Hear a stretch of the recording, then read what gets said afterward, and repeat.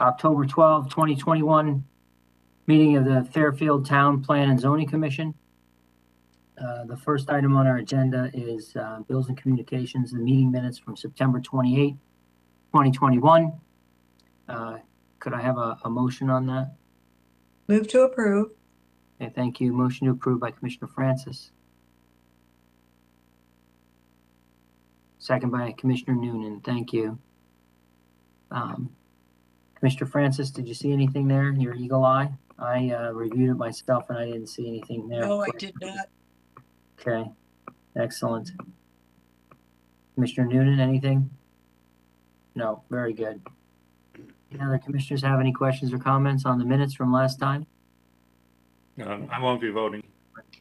Okay, you can abstain, or since it won't be voted, we can have Commissioner Gordon can sit in if he recuses himself. Either abstain or recuse yourself. I mean, it's the meeting minutes. I think we're not going to have an issue here. So, Commissioner Gordon, you're sitting in for Commissioner Corcoran on this item. All right. All in favor, say aye or raise your hand. Aye. Aye. Okay. And any abstentions and any opposition? So the minutes are adopted unanimously. And if I could just ask that if you're not one of the commissioners, if you could just go off video so that I only see the commissioners for this part of the meeting. Thanks very much. Next item on our agenda is 333 Umpqua Road.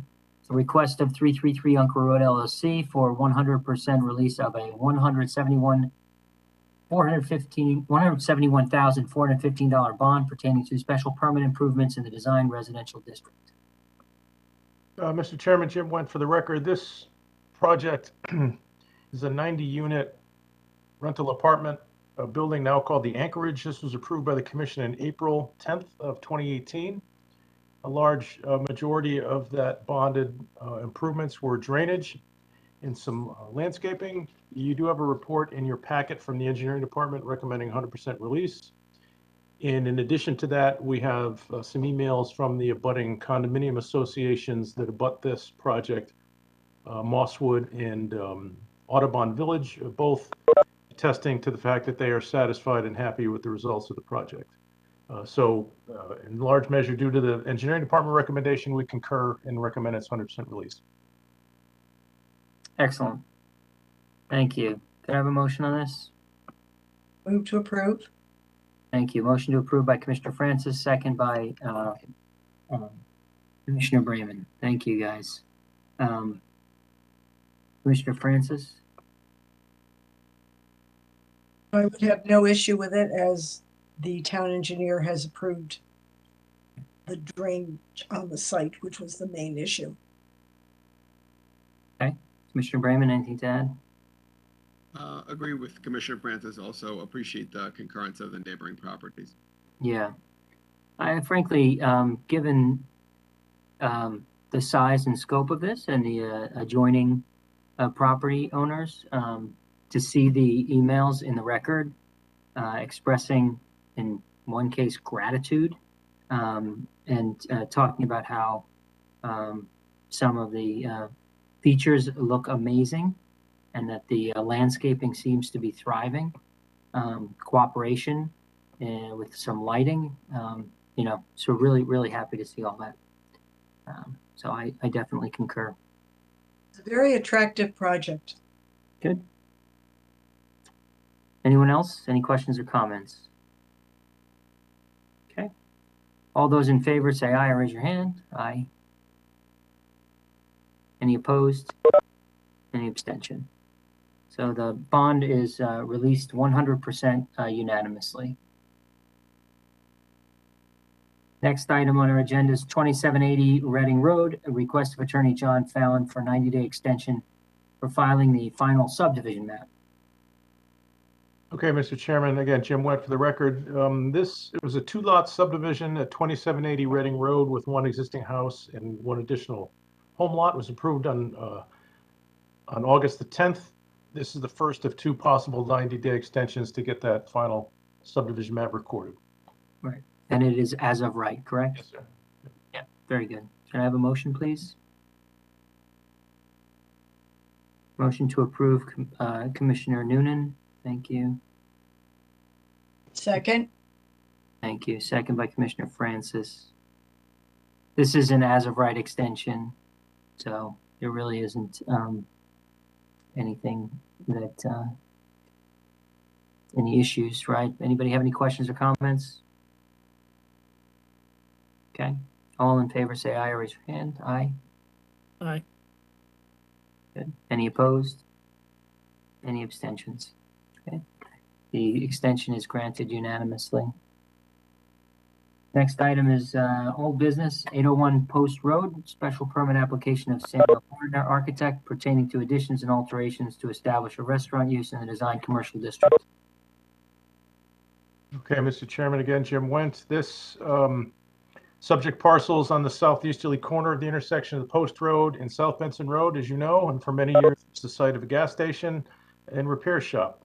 This applicant is proposing additions and alterations to establish a restaurant use here, Pizza Co., proposing a 15 by 27-foot kitchen addition, and on the easterly side of the building, and a seasonal dining porch on the southern towards South Benson Road, and a 150 square foot patio in front. The existing curb cut on South Benson is proposed to be eliminated and replaced with concrete curb and sidewalk, and the Post Road driveway aprons, sidewalk, and curbing are also to be replaced.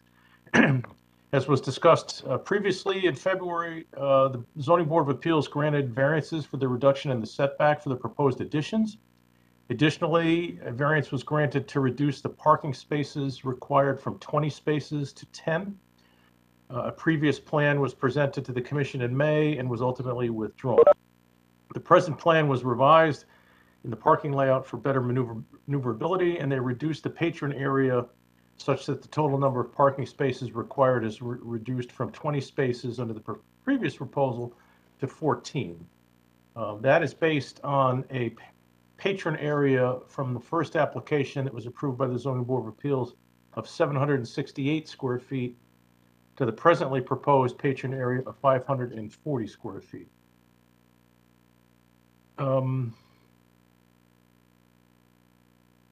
You did have a report from engineering recommending that spaces 9 and 10 be appropriately signed to advise drivers that for maneuvering to back into those spaces, so they would do their maneuvering within the site rather than backing out into the Post Road right-of-way. The applicant has submitted parking agreements to allow employees and patrons to park at nearby properties at 25 and 79 South Benson Road. And as we noted, it is important that these off-site spaces do not satisfy the parking regulations. The ZBA has already granted the relief to reduce the on-site spaces to 10, and these agreements are provided to mitigate concerns that were expressed regarding potential off-site impacts. The parking along South Benson Road maintains the requisite 10-foot setback from the property line and provides a landscaping strip pursuant to section 28.10 of our regulations. The parking along the Post Road provides a 5-foot setback from the street. The commission does have the discretion to adjust that 10-foot setback to allow a lesser distance in consideration of particular property lines and site design characteristics. And in this case, the applicant is trying to balance the setback required with the appropriate driveway width, giving the narrow, unique wedge-shaped parcel configuration here. This is in a flood zone, and the applicant is proposing to provide for flood proofing below the base flood elevation. And should this application be approved, the requisite details would need to be provided prior to issuance of building permit as a potential condition.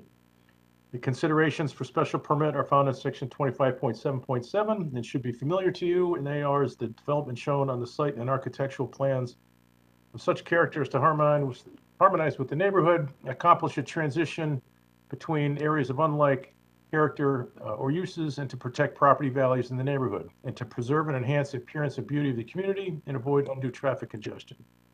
That is all I have at this point, Mr. Chairman, unless there's any questions. Okay. Thanks very much. Does anybody have a motion on this one? Commissioner Noonan, you're raising your hand?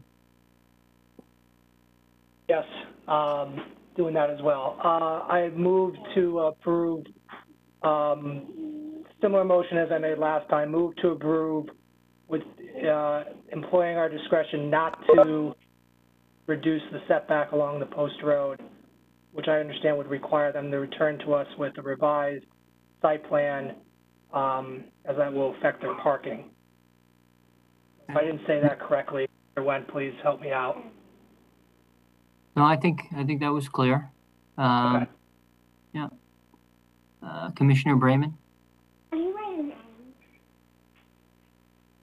Second the motion. Second the motion. Second by Commissioner Brayman. Okay, very good. Commissioner Nooney, you want to start? Thank you. So a lot of the concerns I raised at the last meeting, still apply. I'm concerned about the parking and its impact on traffic. I'm not convinced that the parking as designed will be safe. The backing slots, I understand, are required by town engineer, and even I believe the applicant said it's needed for safe parking. And I've seen those reverse back-ins normally only around police stations. I don't see them anywhere else, and I'm not convinced that they will be utilized as back-in spaces only. In light of my concerns with parking and its effect on traffic, I would propose that we use our discretion not to reduce the setback, which will take away some of their parking and will limit the patronage as well. I think by doing that, limiting the patronage area, we will help, I think, alleviate potential traffic and parking concerns in the site. And I think that's my main concern with this application. Otherwise, I think the building looks great. The site definitely needs to be redone. I heard somebody said a gateway into the area, especially off 95, and it definitely needs a facelift. I'm concerned about the parking. I echo Commissioner Brayman's sentiments last time that the outside parking agreements have no bearing on my decision at this point. They're not something that seem to be enforceable, and I understand that's not needed with the 10 spots that have been allowed by the Zoning Board of Appeals through the variance. For all those reasons, I would support the motion that I had made. We've given them time to review what we had decided. Nothing has been done, but I don't think that the extra 2 weeks has changed my opinion. But I'm happy to listen to my fellow commissioners as we debate this to see if another course of action is proper for this. Very good, thanks. Commissioner Brayman, anything to add? I thought that was well stated. I'll only add a few things. Number one, I wanted to compliment the applicant on trying to repurpose a vacant gas station site that is in need of a new use. I appreciate that. This is an extremely busy intersection, obviously, and I share Commissioner Noonan and other commissioners' concerns about back-in only spaces being required for safety. I think that's unworkable and it's going to add additional congestion to an already terribly congested area. I think that this is a reasonable decision, a reasonable use of our discretion to require our 10-foot setback. Very good, thank you. Any other commissioners? Yes, Commissioner Levy. No, you're on mute. After being on Zoom all day, you'd think I'd remember. Yeah. I think we're all in agreement that this project or proposal would be a vast improvement over the eyesore that's existed for a number of years. I actually stopped at the premises this morning just to walk it. There's a definite advantage in this proposal in that it eliminates entry and exit along South Benson Road there, which is always problematic considering that very busy intersection. But I do question our concern or the use of the discretionary, setback issue from 10 to 5 feet, because the proposal is no different than what has been there for many, many years. The prior gas station paved and used the property to the existing concrete sidewalk. That sidewalk is still there, and the plan calls for just, maintaining that sidewalk and, rehabbing it. But the area that would actually be used under the proposed plan is absolutely no different than what's been there for many years. So while I can appreciate the parking concerns, and particularly the aspect of the back end, I mean, it's strictly limited to the site, and one can only hope that people, when parking and backing in and out, would be careful. I don't see where it impacts any backing into or access to the post road. And the existing plan is exactly as it has been. In a sense, what we're doing is adding another 5 feet from what's been used for at least the last 25 years that I'm familiar with the property, and suddenly imposing a condition which I think imposes a substantial burden on what otherwise I think we're all in agreement is a proposal that should go forward. And my concern is that I don't know how much smaller than 540 square feet one can get and still have a viable business. But if that's what it takes for them to eliminate these 2 spots, which have long been, in an area that has long been used in full, then we may well be jeopardizing what would otherwise be a good project that would certainly, harmonize with the use on the old post road, and would certainly preserve and enhance what's there, tenfold. So I would disagree with the, I'm well mindful of the concern expressed by fellow commissioners.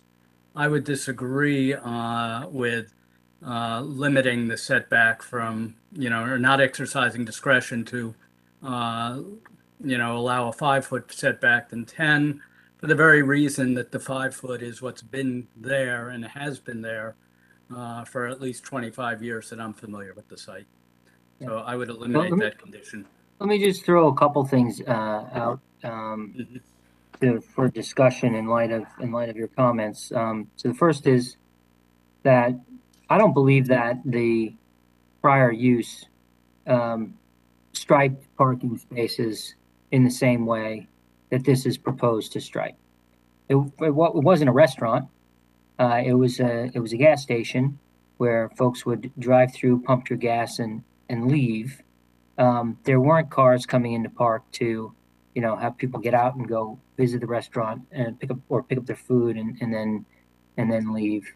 And so you didn't have the parking spaces designed in the same manner as in the application here, or even our engineer saying, oh no, these spaces have to be back in only. That wasn't required on the former site because it was a different use. And then the other thing I would throw out is it's been vacant. It's been abandoned. It's been unused for, it's got to be years now. I can't. When was the last time, Mr. When was this occupied last as a gas station? I don't know the answer to that, Mr. Chairman, but it's been at least a couple of years. Yeah, it's certainly. And so, I would just temper the notion that we ought to grant this application with the, the setback requirement, the exercising our discretion on the setback requirement, because it's really not what has existed for 25 years. So I kind of throw that out for discussion, see how people react to this. But I do also agree with you very much that I think we all agree This is a good use. We want to see it happen, but we want to see it done properly and not regret it down the line. Commissioner Francis? Thank you.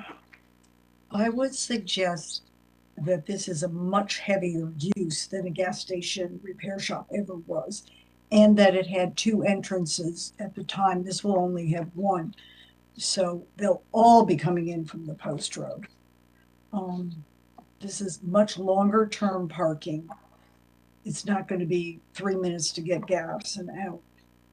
And it will be a much more active site, being a pizza restaurant. They're heavily patronized, as we all know. I would support maintaining the 10-foot setback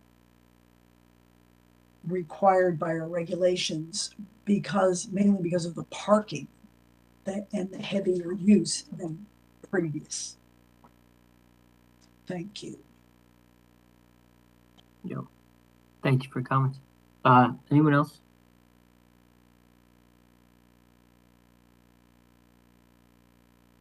Mr. Wendt, you didn't hear anything from the applicant in terms of modification? No, I mean, they couldn't really modify the plan post-hearing, but I do have an inquiry I would like to make sure we understand fully what the impact of these proposed conditions are. I understand the condition returned with a site plan showing maintaining that 10-foot setback, which, as we discussed last time, is likely going to result in the elimination of 3 parking spaces, reduce the parking count from 10 to 7.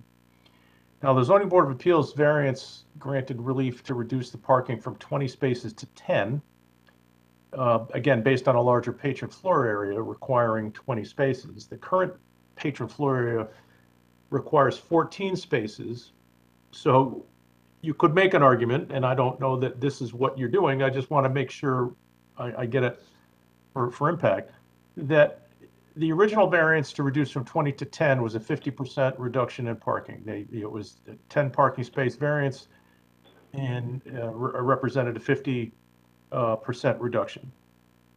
The current proposal requires 14 spaces, and if the result of the condition reduces the parking count to 7, that would be an equal 50% reduction, or an effective variance of 7 spaces.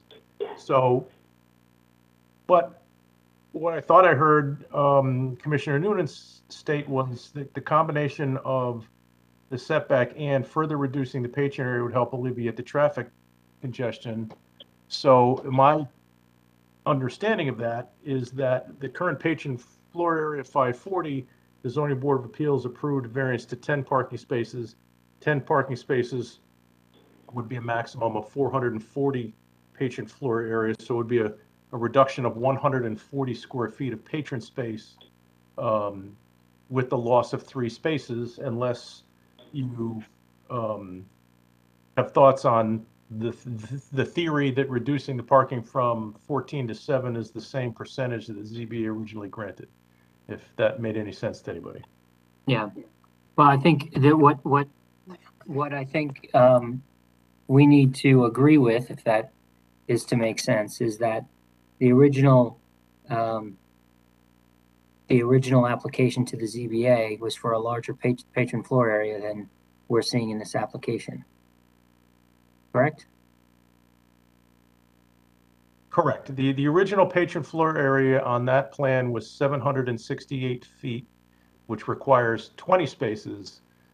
They had shown 10 on a differently configured site plan, but 10, and the relief that was granted was from 20 spaces to 10.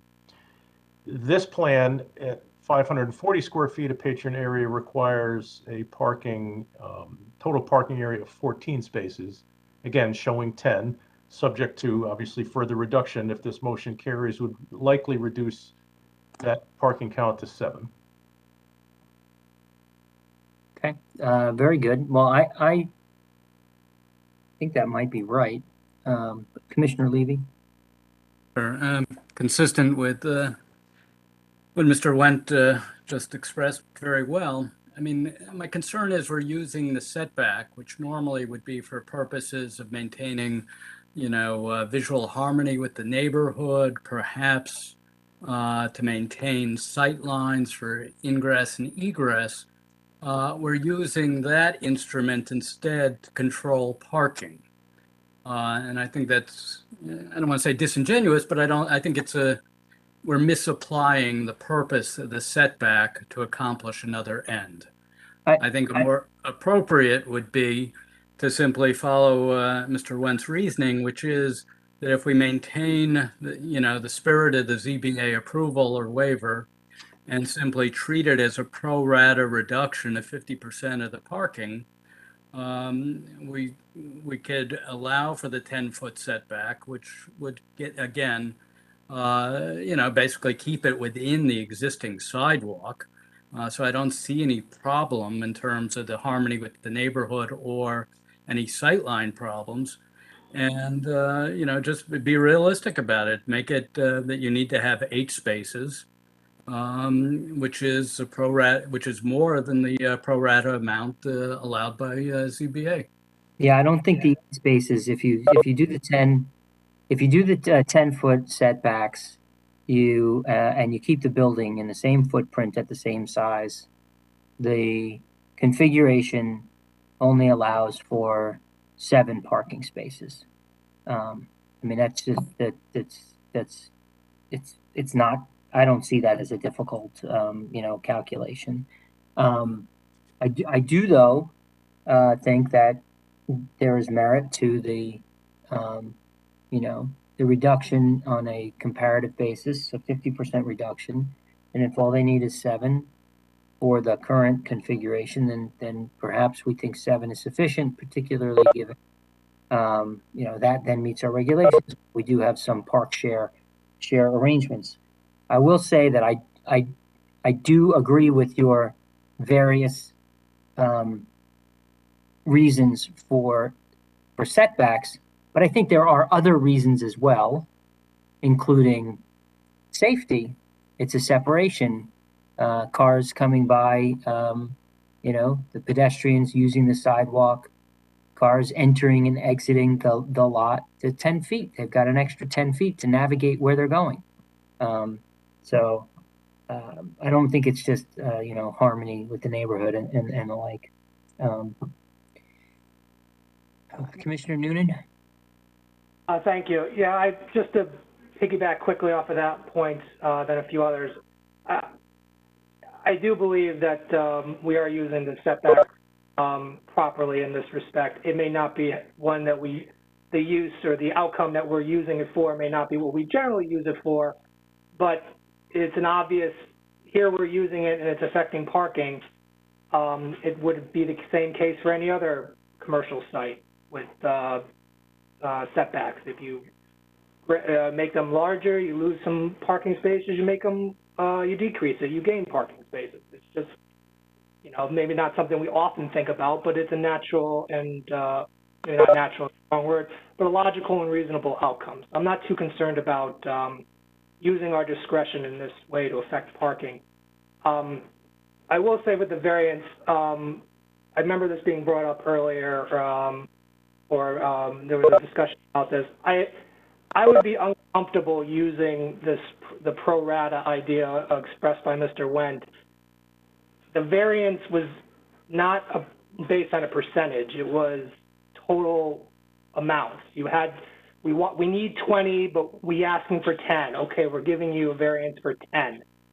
And then they come to us for whatever reason with a reduced scale that would have allowed for 14. I still think they're entitled to their 10, and I'm uncomfortable adding this pro rata idea to it. I'm not sure. I know we don't set precedent, but you go to the zoning board, you offer a proposal, you get a variance, and then you come and you decide you want to scale it back for whatever tactical reason. I don't think that should affect the variance that you necessarily get. So I'm not sure. As far as the precedent, I like that. But as I understand, the variance is based on total parking, not percentages. So I mean, my thought is, we don't need to even consider that. We're using our discretion as allowed in our regulation, which could affect, you know, a reduction to 7 spots. Maybe it's 8. Maybe they come to us and say, well, actually, we can do this. Then it's 8 spaces. I mean, that was half my concern we expressed last time was, you know, I'm not going to rework the site plan now for them. That's not my job, so to speak. If the 10-foot setback affects it in a different way, then I can't determine by looking at the map now. A site engineer or somebody can say, oh, actually, we can get 8, or maybe it goes to 6. I'm not really sure. It should be just 7 based on eyeballing it. I would be more comfortable relying upon the discretion that we have in the regulations and not trying to use a pro rata rationale through a zoning variance, which I'm not sure the variance does allow us to do. Just my input. That's, if I may, Mr. Jim, that's what I understood your motion to include. I just wanted to make sure that was everybody's understanding that whatever resulting parking loss results from the motion, there would have to be a corresponding reduction in patron floor area to compensate for that. That was my, that's my understanding. I just wanted to make sure we're all on the same page. That was my intent. Okay.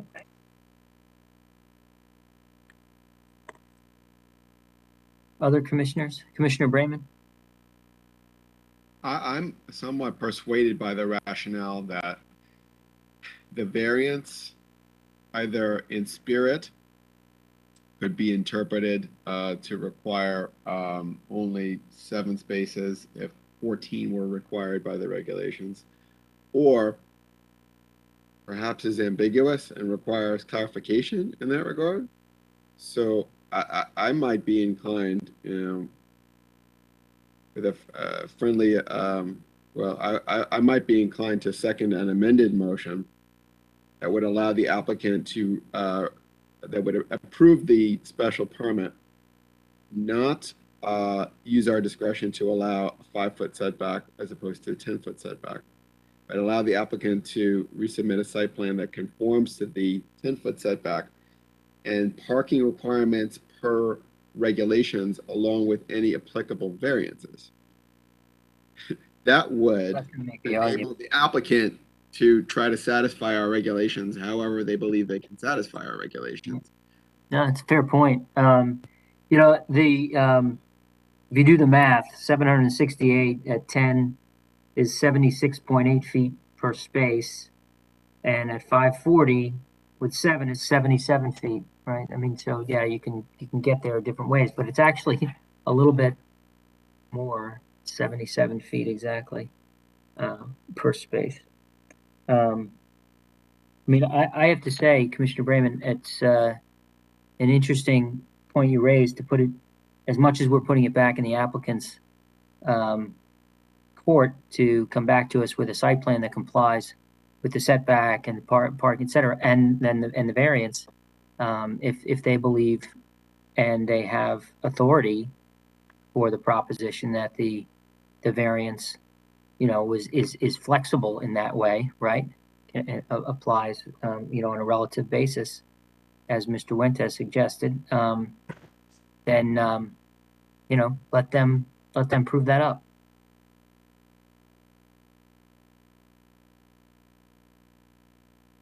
Commissioner Noonan, what do you think about that? I'm still somewhat uneasy with the idea of trying to, I mean, based on what I said with the variances, I'm somewhat uneasy about it. If enough of the majority of the, if the majority of the commission feels otherwise, I don't mind withdrawing my motion to let somebody else put that forth. I'm not, I just have my thought is if we go down that route, as you've suggested with, I feel that puts us in more of a, can be challenged more easily in court than otherwise just exercising our discretion under the regulation. And the problem is without having a public hearing, which maybe we get to first, without really having the applicant's input and insight and getting their actual reactions to how we're handling this, I'm uneasy with the idea of using the idea that this is the spirit of the variance was to reduce it in half. If enough of the commission likes that idea, I'll withdraw my motion and let that go forward, but I'm not sure that's something I would jump on board with.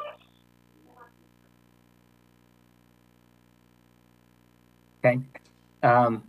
Thank you for that. Commissioner Levy? I would support Commissioner Brayman's friendly amendment if we could treat it that way. Yeah, so I think I heard Commissioner Noonan say that he doesn't want to amend the motion in that regard. He would be willing to withdraw his motion. That would require, who seconded that one? I can't remember now. Is that, was it Commissioner Brayman? Yeah, okay. So if presumably if Commissioner Noonan were to withdraw, Commissioner Brayman would consent, and then he would make the new motion. You know,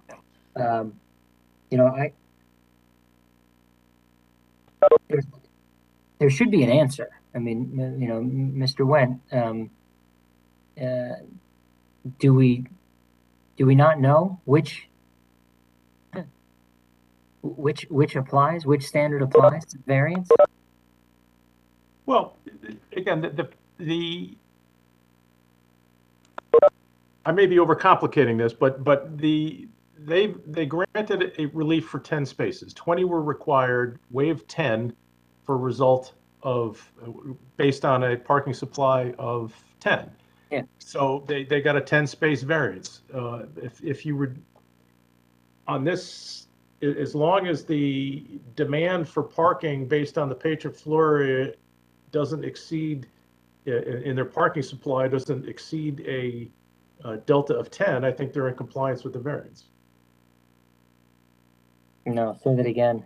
I think what you're saying is so long as the demand doesn't exceed the number of spaces per square foot, so essentially 77 square feet per parking space, as was granted in the variance, then on a building of 504 or on a square overall patron area of 540 square feet, then the resulting number of required spaces should be 7.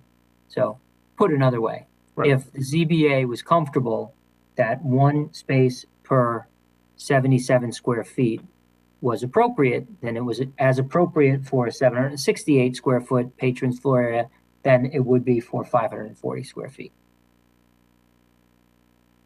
Correct. We were comfortable that since in this application they were reducing the patron floor area even more than what the ZBA granted.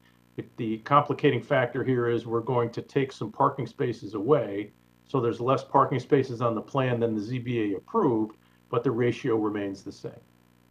Yeah. So, you know, Commissioner Noonan? Yeah, I mean, it just, like I said, maybe saying it the same thing in a different way. I think we're just, as far as that ratio and keeping to that, I mean, I think we're guessing that that's what the ZBA would wanted to have done.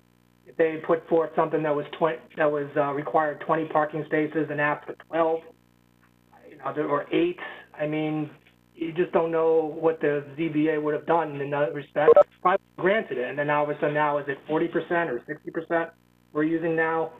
You know, they used hard numbers, and I'm uneasy, like I said, just inserting what 50% is just because that's what the hard numbers come out to be. Yeah. No, I hear you. I mean, you know, frankly, yeah, I think the analysis makes sense. So, all right. Well, other ideas here, because we're talking about the same things now. A bit. Mr. Francis? Do we know, do we not need a site plan to know which 3 spaces they're going to eliminate? No, under the current motion, they would have to come back to us with a site plan that complies with our regulations for the setback and a compliant number of parking spaces that they can fit, along with the patron floor area that they can fit relative to the number of parking spaces that they are allowed or that they're required to have. And the competing viewpoints here right now are that Commissioner Noonan's motion, the motion that's on the table, would essentially require the applicant to reduce the patron floor area by a proportionate amount of the parking spaces that would need to be removed in order to comply with the setback. And the alternative theory that is being advanced is that the variance that was granted by the ZBA was premised upon a 50% reduction in the parking spaces that are required. At the time, it was a 768 square foot patron floor area, but the proposal that the development that is in the application is 540. It's less. And if you apply the same logic that presumably the ZBA granted, that one parking space was required for every 77 square feet of patron floor area, then the number of parking spaces required for 540 would only be 7. And if they had to remove 3, they could have the same size patron area that they have in the development. They could just eliminate the 3 spaces, they comply with the setback, and they could go forward. Is that clear? Okay. Other As he said, it's setting a precedent that we think we're interpreting what ZBA means. well, It would comply if we So- follow that logic. right. So Commissioner Brayman precedent. had an interesting twist on that, which was to say, we approve the application with the condition that they come back to us with a site plan that complies with the 10-foot setback, and however they believe that they are in compliance with all of our regulations, including parking, bringing to bear any variance that they have. And if they can persuade, well, there's no more persuading because we're at a public hearing and everything. Commissioner Noonan? Yeah, I had a question about the two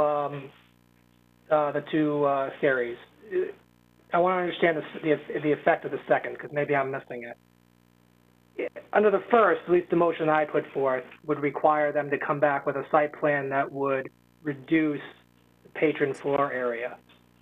And that I had put forth and reason would help alleviate parking issues and traffic, et cetera.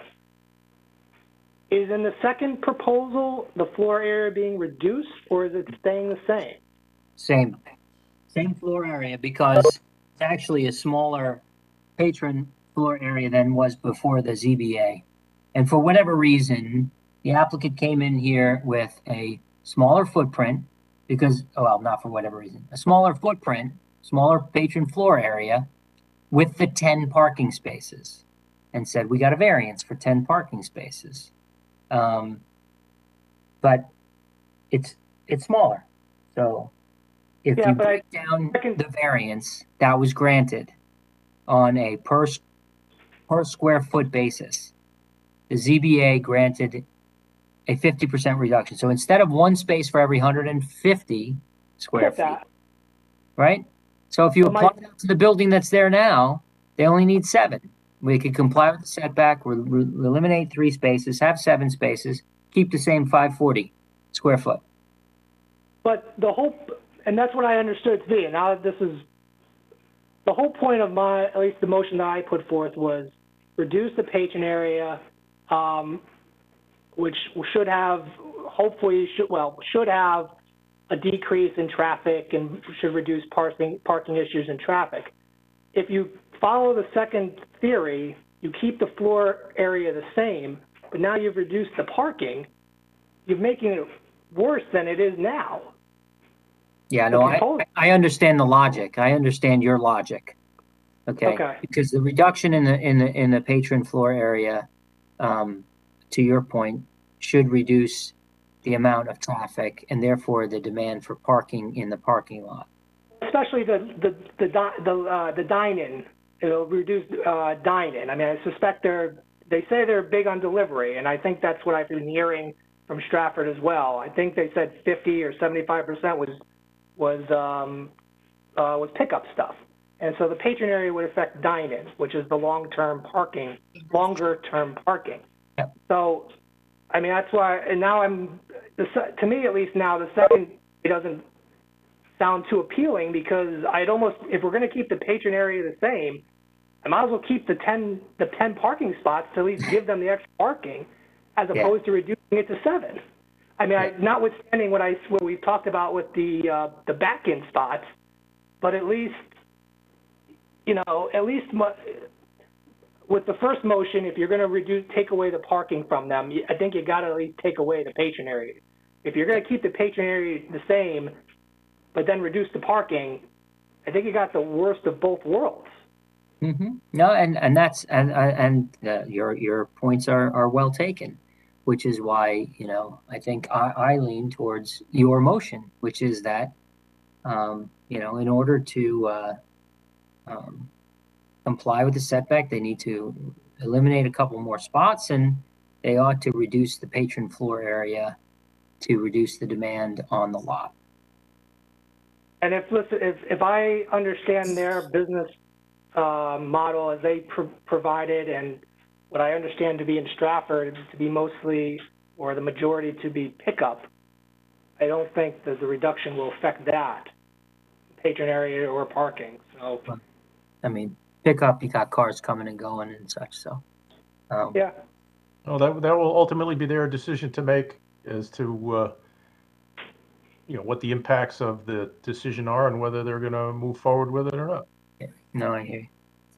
And my only other thought is adding, if we go forward with the motion, if there's if there's something else out there we don't know about, it'd be nice from the applicant to tell us. But I just don't, it's hard to, in this executive session, you can't ask for their input. So that's why I wanted to table it to see what if there was a reaction from them.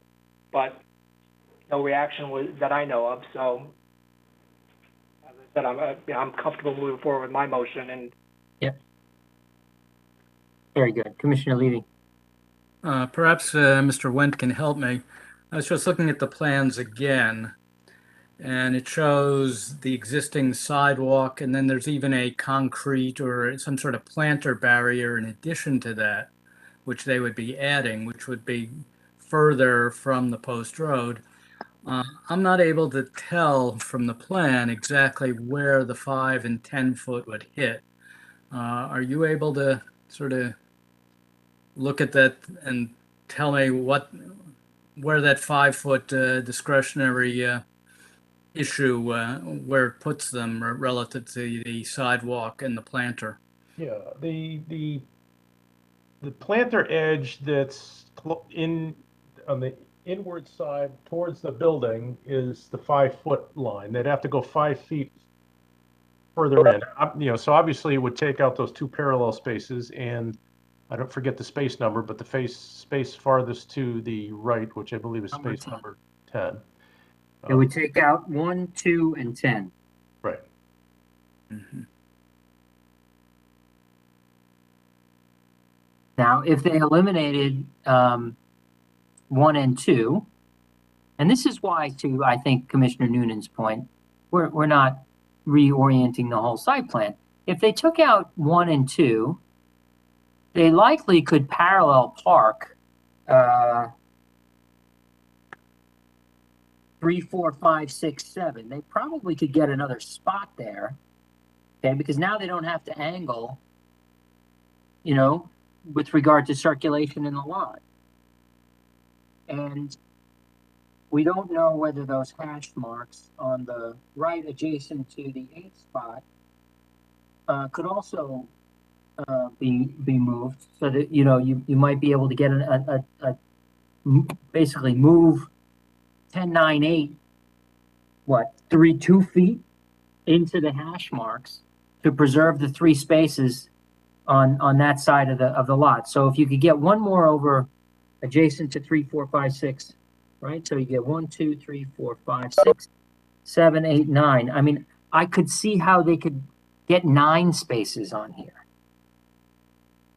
Well, again, it would be in the ball would be in their court to determine what's the best response to the proposed conditions. And honestly, at 9 spaces with a slight reduction in the patron floor area, you'd have a better circulation. You wouldn't have these cars in the middle of the parking area. You wouldn't have a restriction on the traffic flow internal to the site there.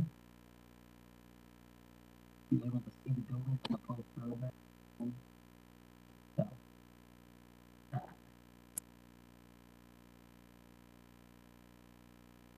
yeah, I'm inclined to agree with the motion as it's been made. Comply with the setbacks, come back to us with a site plan that takes into account. If you have to eliminate parking spaces to reduce the floor area by a proportionate amount, consistent with the where we are. Doesn't that make sense? I mean,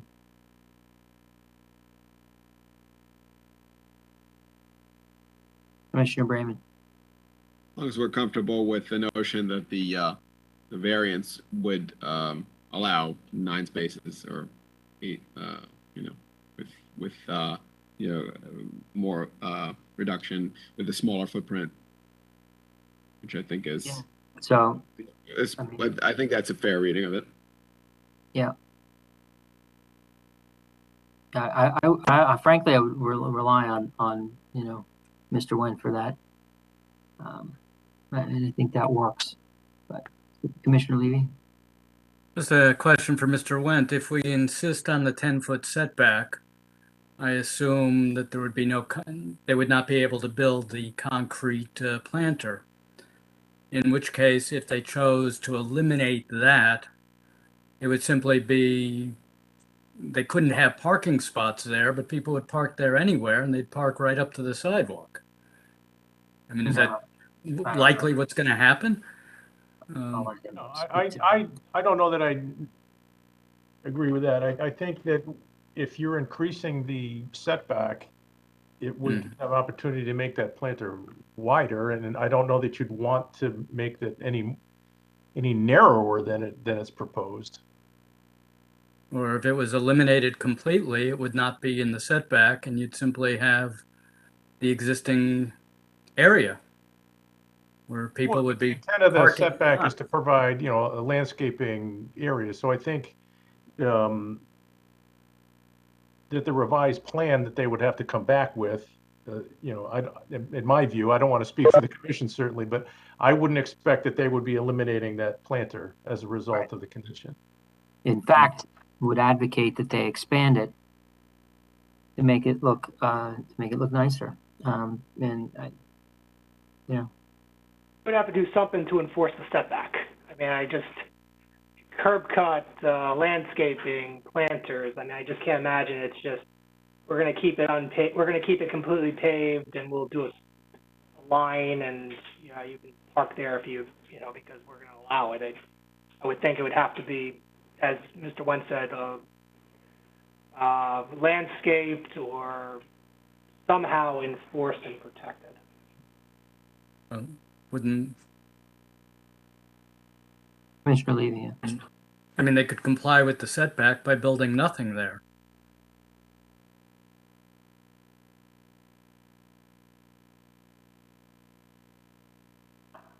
Oh. Like Which, this, I don't believe that but people are just going to park in the middle of the parking lot when there's no stripes and there's no parking spaces. No, the regulation that gives you that discretion says that whatever setback you permit shall be suitably landscaped. So if there's an increase in setback, the regulations anticipate that there would be a increase in the landscaping, not a just paving it without formal striping. Yeah. Okay. Commissioner Brayman, Sorry, I'm like looking at It's it. okay. In the interest of moving this forward, I'm prepared to continue to second the original motion, and the reasons are as follows. Number one, the applicant has not, to our knowledge, taken the position that the variance only requires 7 spaces for the footprint that they have proposed. I think, at least one reasonable interpretation of their variance, and no other interpretation was put before us in the record, is that it would require 10 spaces for the footprint that they're proposing currently. I think there's other interpretations of the variance that could be proposed, but none have been, and the applicant hasn't taken that position. So let the applicant come back to us with what they believe complies with the regulations, with the understanding that we have to base our decision on the evidence and the information before us, which suggests that a reduction in the footprint would be necessary to comply with the parking requirements. Well, that's well stated. Good summary. Yep. And I think we've actually, we've talked this one through. I think we're ready to vote. Any final comments in light of that? Okay. All in favor of the motion, say aye or raise your hand. Aye. Any opposed? Okay, we have one opposed, Commissioner Levy. Apart from that, the motion carries and is approved. The application is approved as with the conditions stated. Okay. Was that a 6-1 vote, Mr. Chairman? Correct. Okay. 6-1. The one in opposition is Commissioner. Thank you. So the next item on our agenda is our public hearing. Before we get started, for those here for the public comment, for the public hearing, we'll first start with our applicant. We have 2 items on. One is new and the second is a continuation of the hearing that we had last time. So for the item that is on in the first instance, 1073 North Benson Road, the applicant will first go forward with their presentation. We'll then turn to public comment. The applicant then will have a rebuttal, and the applicant will have the last word after the applicant finishes with rebuttal. The public hearing on that item will be closed. Then we'll move on to the second item, which is 750 Post Road, 42 Elliott Street. If any members of the public wish to be heard on either of these items, you can sign up in the chat, and we'll call you in the order that you sign up. But I will also make a general call for public participation if you haven't signed up and you just want to raise your hand or raise your voice and be heard. Okay? So with that, I will call 1073 North Benson Road, special exception application of Fairfield University pertaining to new townhouses for 84 additional beds in the AA zone. Mr. Fallon? Good evening, Mr. Chairman, members of the Commission, ladies and gentlemen watching the hearing. For the record, my name is John Fallon. I represent Fairfield University on this application. I'm pleased to be here tonight on behalf of the university. What the application seeks is a special exception approval with regard to the construction of 2 new residential townhouses that will be located adjacent to the existing residential townhouses that are located in the northerly portion of the university campus. As I said, the project site is currently occupied by university townhouses that have been there for many years. The specifics of the proposal, which Peter Horton of Newman Architects will share with you in a minute, is to construct 2 townhouse structures. One building will comprise 17,771 square feet. The other one will be 8,060 square feet. In conjunction with that construction and as part of the site plan before you, it is proposed to construct 43 additional parking spaces. The new townhouses will accommodate 84 beds for undergraduate student occupancy. The Inland Wetlands Agency on July 12th of this year unanimously granted the inland wetlands permit associated with this project. A mantra of Fairfield University in working with this commission over many, many decades has been the master planning process. And the master plan that we adopted in 2015 allowed us to address significant and very helpful improvements to our campus that included, with your good approval, the Egan School of Nursing, the Dolan School of Business, and other enhancements to the campus experience.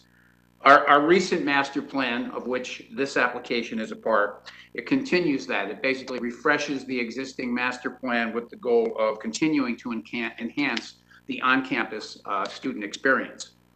I think we can all be very proud of Fairfield University. I know as an alumnus, I am. Fairfield University was recently voted to be one of the 6 top Catholic colleges in the United States, in the company of Notre Dame, Georgetown, Boston College, and Holy Cross. It's also been listed as the #3 best regional university in the Northeast by U.S. News and World Report. So we're very proud of our progress, our growth, our reputation. We think it's a very important thing, as we hope you will agree, for the region, for the state, and for the town. But we are facing challenging times in higher education. And those challenges include a declining demographic of college-bound students, as well as affordability for a traditional four-year college. And Fairfield University, notwithstanding its reputation and success, is not immune from these challenges. What we are trying to address with regard to our long-term master plan is a plan for controlled small growth of our undergraduate enrollment to approximately 5,000 students over the next 4 to 5 years. Our present enrollment is approximately 4,400. So this is not a significant increase in our enrollment. We value our size as it's presently constituted, but we do want to grow to hopefully an approximation of 1,200 students per class. That growth, which is part of the master plan, does require and suggest that we need to find, over the course of that period, about 600 additional beds to address housing needs, since we are committed to maintaining sufficient on-campus lodging for our students, because we think that's an important part of the overall experience. The question that we were asked at one point was, how will that be addressed? Well, this application tonight is a significant portion of that, a significant starting point. We will have 84 beds if you see fit to grant this session. There are 500 beds at townhouse complex where these new towns will be associated. In the past, those have housed up to 570 students, but that has been reduced to 540. How will we address those additional needs? Well, anything we're going to do, we will have to come back to you, but we want to give you some flavor for what we're considering. One of the things that we're looking at is Faber Hall on the southeast corner of our campus that currently provides 140 beds. We are looking at a design complex, a design concept, I should say, that will allow us to increase that by 64 additional beds. We're also looking at the former Dolan School of Business that is currently vacant. As you know, that was approved in the 1990s as a conference center. There are presently 128 beds there, so they could indeed be, again, subject to a review by this commission, refurbished for student housing. We're also looking at the potential addition to another dormitory in the quad area, central to the campus, and blending in with the existing buildings that are already there. So the only application that's here before you tonight is the townhouses. But we wanted you, as we've always worked collaboratively with this commission, to have some sense of what our long-term plans and goals are. And right now we know a first important step is the 2 townhouse buildings that are in front of you this evening. In the future, whatever we're going to do to try to address our needs for additional on-campus beds will obviously be the subject of further applications and review by this commission. At this time, just to give you a flavor for what we are seeking with regard to this application, I want to have Peter Horton. I know he's in the meeting. He's going to share a few slides with you, working with Emmeline as our host. I would say also that these 2 townhouses you will see are obviously consistent with the style and architectural design of the existing townhouses. that are there. They're going to be well screened and are not going to have any adverse off-campus impact. We've obviously advised our neighbors previously, as is our custom, to this application before it was filed. So we just wanted you to know that we did do that outreach. Peter, are you on in the meeting? I am, yes. Okay, Peter Horton, who's our project manager from Newman Architects. Peter, I'll let you walk the commission briefly through our proposal. Okay, thank you. As John said, I'm Peter Horton with Newman Architects. We have, I'm sorry. Oh, Emily's going to share. Okay, wonderful. So this is the cover sheet, and I believe you've all seen it. So these are the two buildings that we are talking about. The one on the left is building 16. And it has the larger amount of beds in it. The one on the right at the sort of beyond the red car there, and straight up in the middle of the picture is building 17. And that's kind of looking from the backside of building 16. You could go to the next page. So just so you know, we cut out a certain number of sheets just to reduce the number of drawings for this presentation. It's still the drawings from the set that was submitted to you.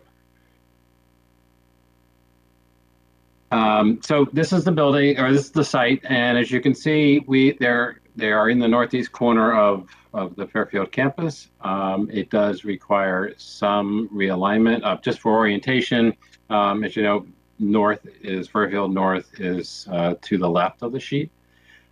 We have buildings 8, 9, and 10, which form sort of a C shape, if you will, that are opposite of building 16, which is the building that goes up and down the sheet.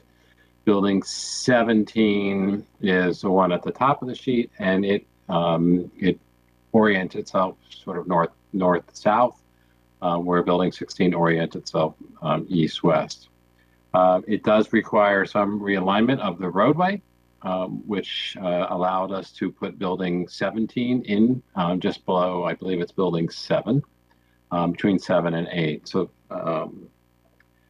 as we noted before, it does allow us to provide 43 additional parking spaces along Lynch Road.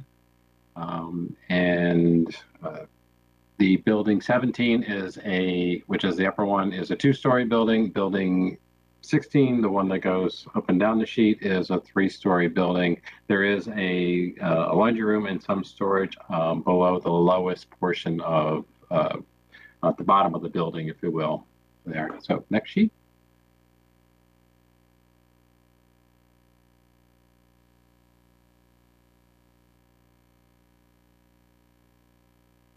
That's the quick architectural site plan and the building information and the square footages, which John presented to you. So you can see in that campus location just where we're talking about with the two buildings that we're proposing. Next sheet. This is a photograph of the site. So the top one is building 17. That is building 7 beyond. As you can see, just for purposes of the materials, building 7 has not been renovated yet, but the building to the right has been, and those are the materials that we're talking about matching. Building 16 is at the bottom of the sheet, and it's to the right where it says site. There are some dumpsters along that area there, and there's a wooded space to the south, essentially. That's where our site is. Building 8, 9, and 10 are to the left, to the north of that car that's parked on the site there. Next slide, please.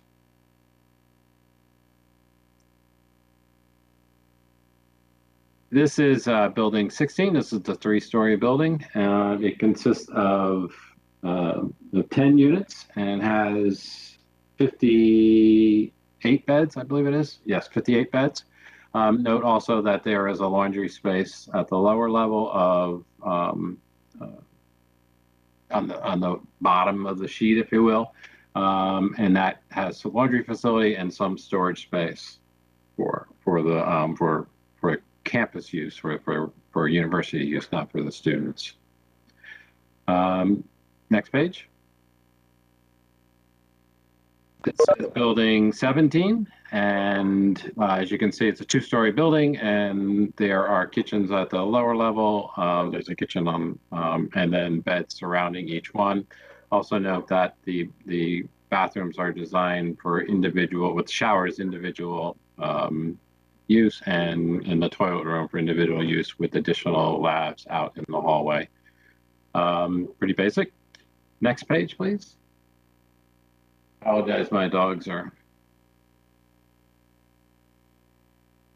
Building section, and as you can see in the building section, because this was a point of question, is that we were asked about the grade plane, and what you can see on building 16, which is the lower left building section, that grade plane is at 149.90. Our first floor is at 146.50 elevation.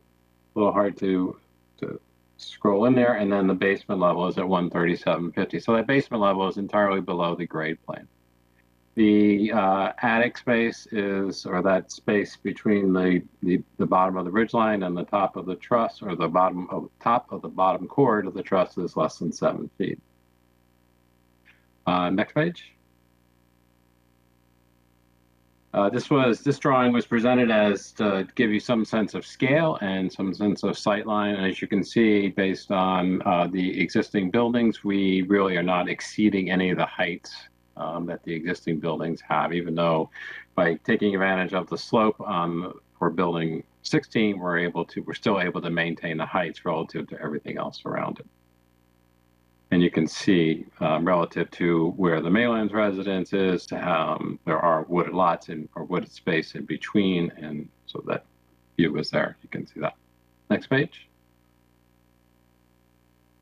So this is the elevation for the next 2 pages are building elevations for building 16 and building 17. And as you can see, the materials are very similar, and I'll show you some photos of the existing renovated buildings, and the materials are contemplated to be the same materials that were used on the existing building. So there's a hardy siding, 2 different colors, and then there's a little bit of brick at the entrance, and then a gray or a shingle that will match the other. That's basically what the drawings are based on, the design is based on. So next page.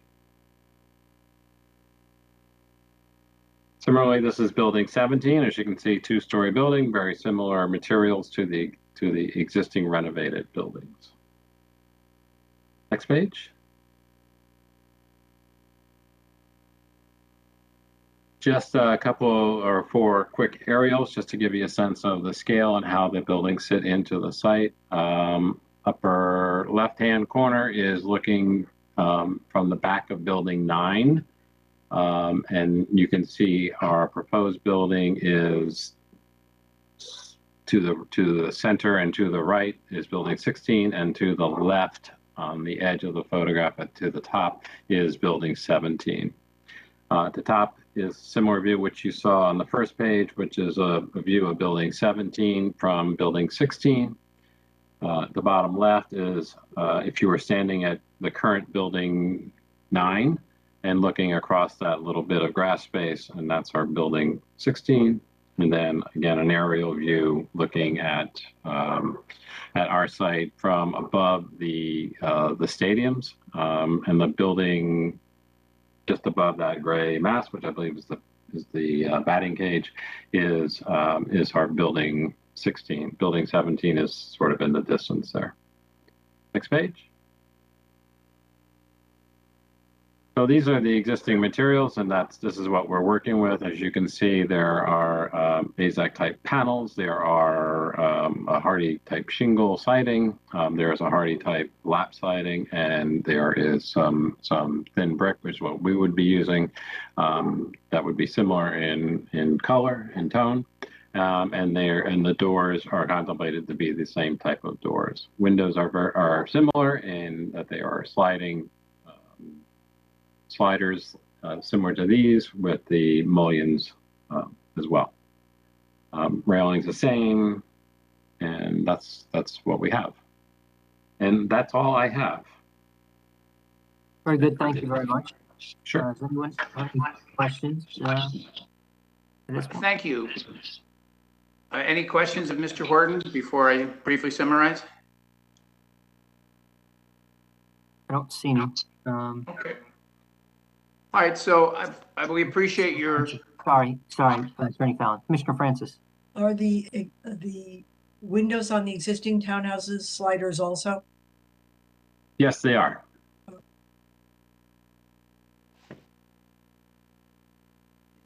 Okay, thank you. okay, well, as by way of summary, as I said it before, we're committed to our master planning process. I do want to take this opportunity to thank the commission. The good things that have happened that I referred to before at Fairfield University over the last few decades could not have happened without the support and input and assistance of this commission. So as we move forward into the next 10 or 20 years, we commit to you that we will maintain that relationship in terms of transparency with you. This application is a relatively simple one. We hope you'd agree.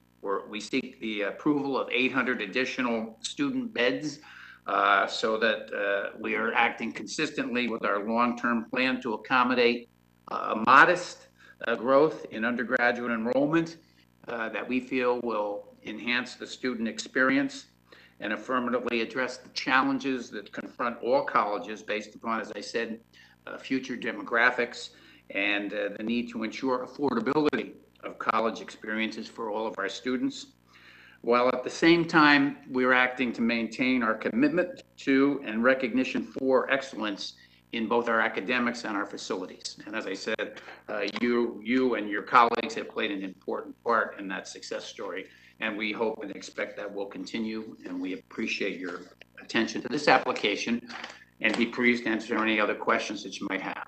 Thank you. Great, thank you very much. Commissioner Noonan?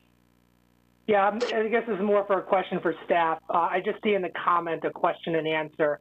Are those picked up on the record, or should I read them into the record quickly? No, nothing that's We in the would chat is recommend- on the record. We would recommend that somebody ask to publicly ask that question, because Correct. it's not included. Yeah, so I think that's right. That is a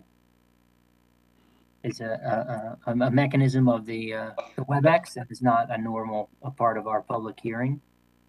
So if people would like to be heard or ask questions that the applicant can address on rebuttal, then please do.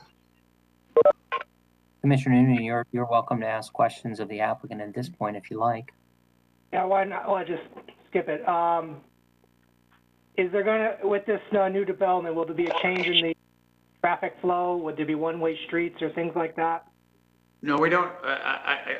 We do not anticipate any change in the traffic flow from the current that exists at the townhouse complex. Thank you. Okay. Any other questions for Attorney Fallon? Yeah, Commissioner Brayman. Has there been any correspondence from the immediate neighbors? We have not heard anything. We did send letters to all the immediate neighbors, advising them of the proposal, inviting them to contact us through a designated contact individual if they had any questions. We have not received any responses. And are the closest neighbors on College Park Drive and Carroll Road? And I think Malin's Road too, probably. Yep. Probably they'd be the closest.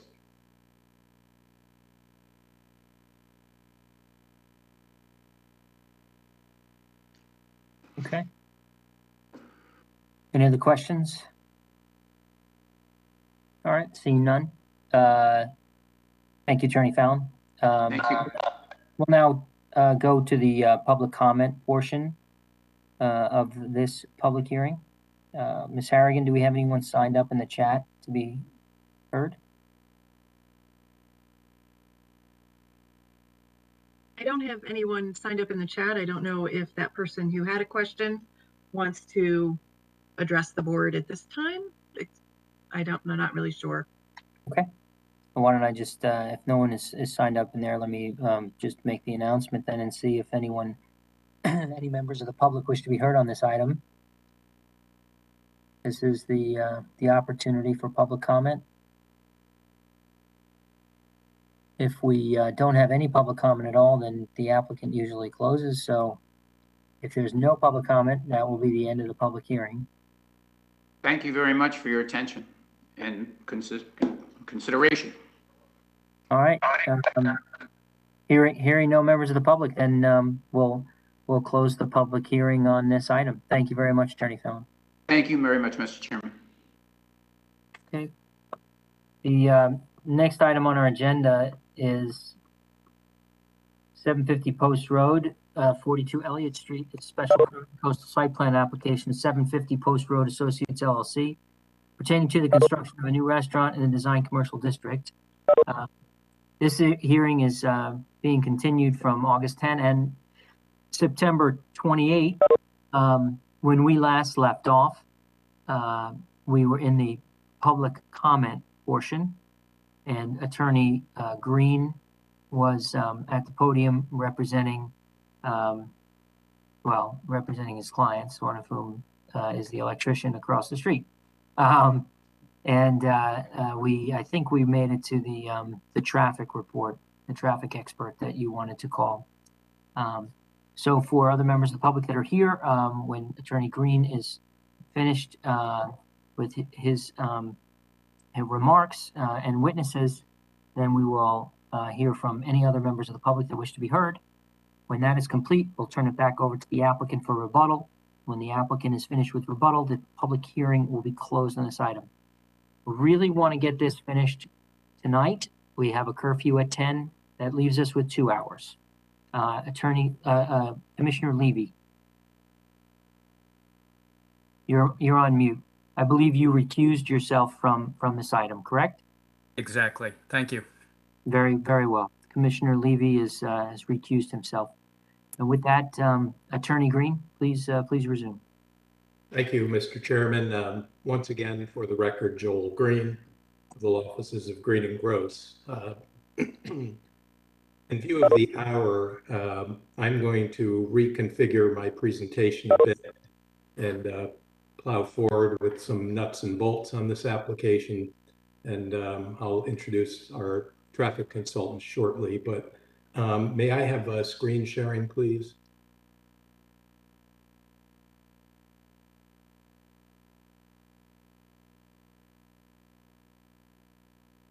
You're all set. Okay.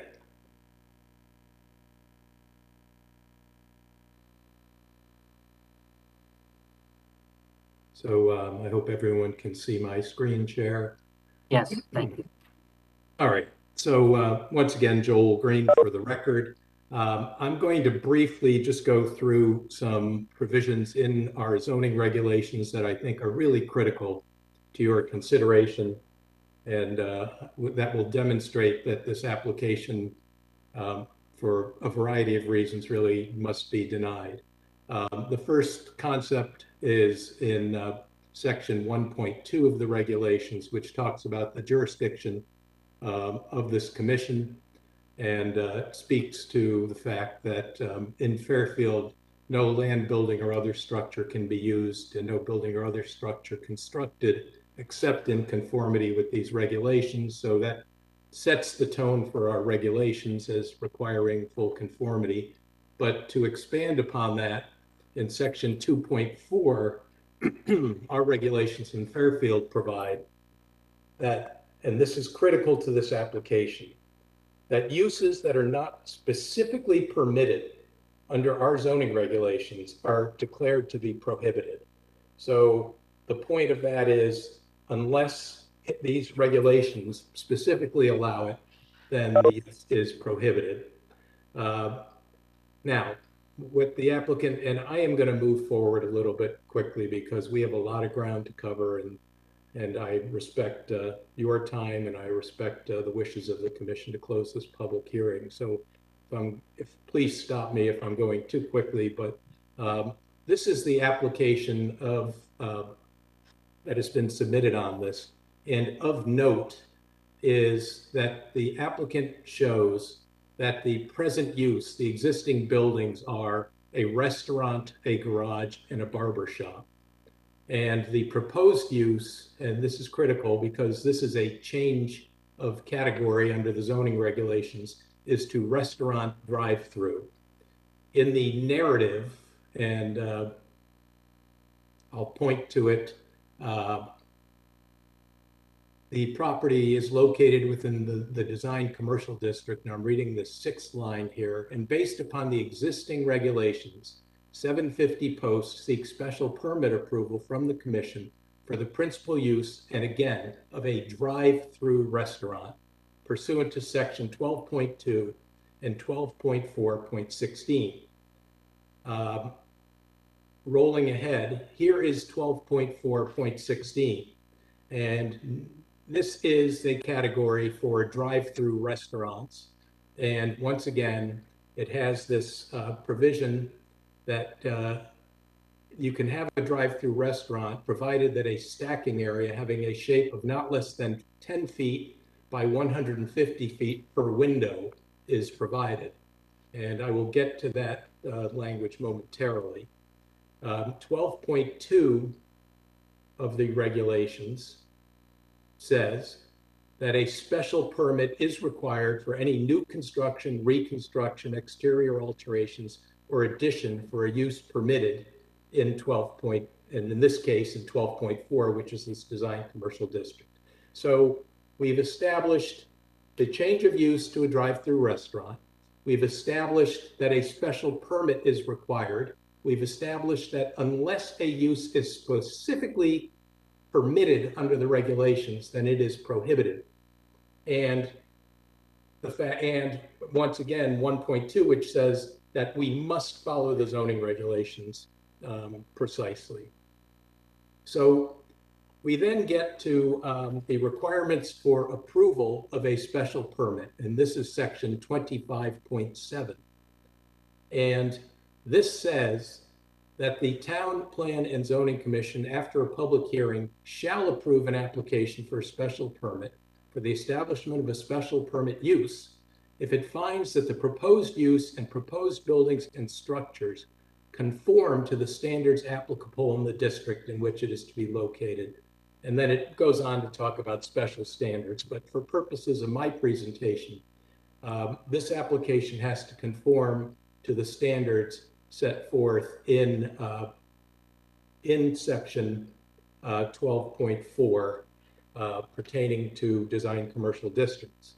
So the first standard that I want to discuss with you is that the proposed use shall be a permitted use in the district.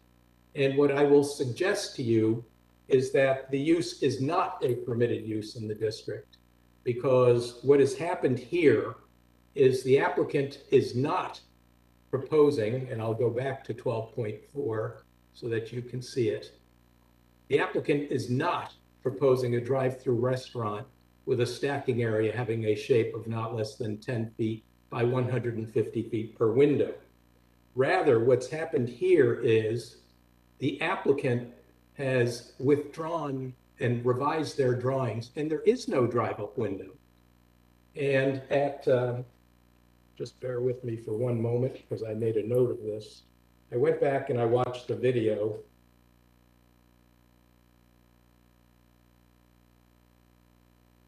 At 1 hour, 5 minutes, and 15 seconds into its presentation, I believe it was the architect made in the course of his presentation, indicated that the drive-through window had been eliminated from the plan, and the What's the time reference there? 1 hour, 5 minutes, and 15 seconds. Thank you. And a drive-through door, quote unquote, was established. The method of service was going to be that cars would apparently drive in and drive into these lanes, and personnel of Chick-fil-A are apparently going to run out this door and deliver food to cars. And I think there was a discussion of 8 cars at a time. And in terms of delivery, the food was going to be run out to cars. And so certainly that runs into the plain language of this drive-through restaurant definition. It creates, I think, I would submit to the commission a condition and a design that was never contemplated by these regulations and by the scheme. And when you look at the various restaurant categories, it is not a use that is contemplated under the zoning regulations. And really, it creates, in my view, again, and I hate to use this word, but I used it at the last session, this contributes to the chaos that will exist on this site. And it seems to me that at present, our regulations don't permit this use.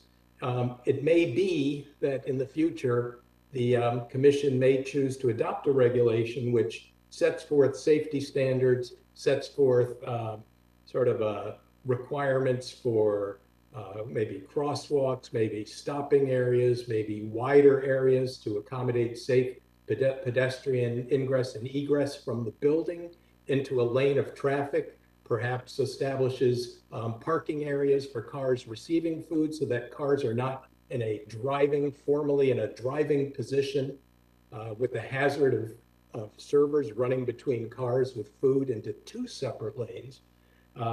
Certainly, at the very least, even if this commission were to look at this differently, here you have two lanes, and certainly the outside lane does not have any sort of window or any sort of access. So again, there's two queuing lanes. Hey, Green? Yes. I want to understand just one part of your argument. Your distinction between the window and the door and the safety reasons related to it is well taken. Are you, because I think I asked this at the last hearing, the length of the stacking area. Do we know, or are you able to say whether the stacking area is less than 150 feet? My understanding is that it's longer than 150 feet and will actually accommodate 36 cars. It is longer than 150 feet based on the testimony of the applicant and my review of the site drawings. But that's not of concern to me because again, as I've that was my stated, question was if it was just the distinction that you made or if it also included the 150 feet. So thank you. I'm not questioning the length of the driveways, but I'm suggesting that 150 foot standard doesn't apply where there is no window. Thanks. Okay, so let me just catch up. I would suggest then that it does not comply with the zoning regulations in that respect. There's no way also for this commission to modify or cure the issue by imposing conditions at this point because again, there's no window that could accommodate the second lane, for example. And I don't see that this commission should be in a position to redraft plans. As we noted in the earlier application, it's no problem. Yeah, I'm looking at perspective view number 1 on PDF, the applicant's master submission, page 293 of 498. Can we maybe get that up on the? I have trouble. The volume of the application makes it difficult to readily. I don't know how best to do that. Ms. Harrigan, do you? You would need to stop sharing first. This is the file that ends Chick-fil-A master.pdf, page 293. Oh gosh. Chick-fil-A. Frankly, yeah, number 2, the two perspectives, 1 and 2. Sorry, just bear with me. Yeah. Let me get there first.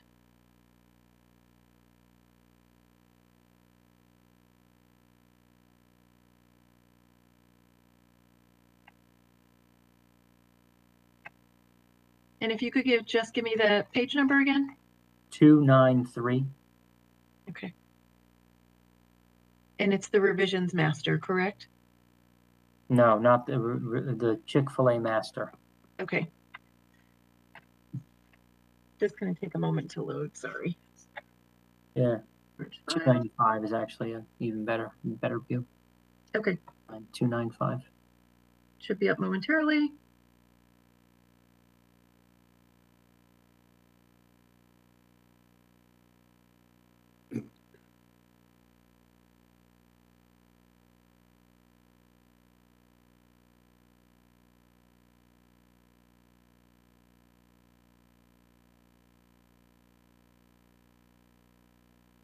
Sorry, it is a big file.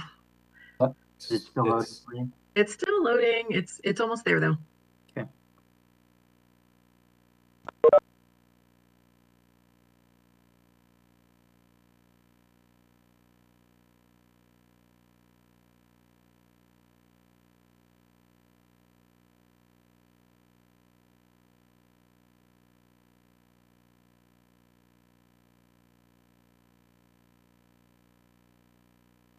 Okay. Okay. Coming up. Yep.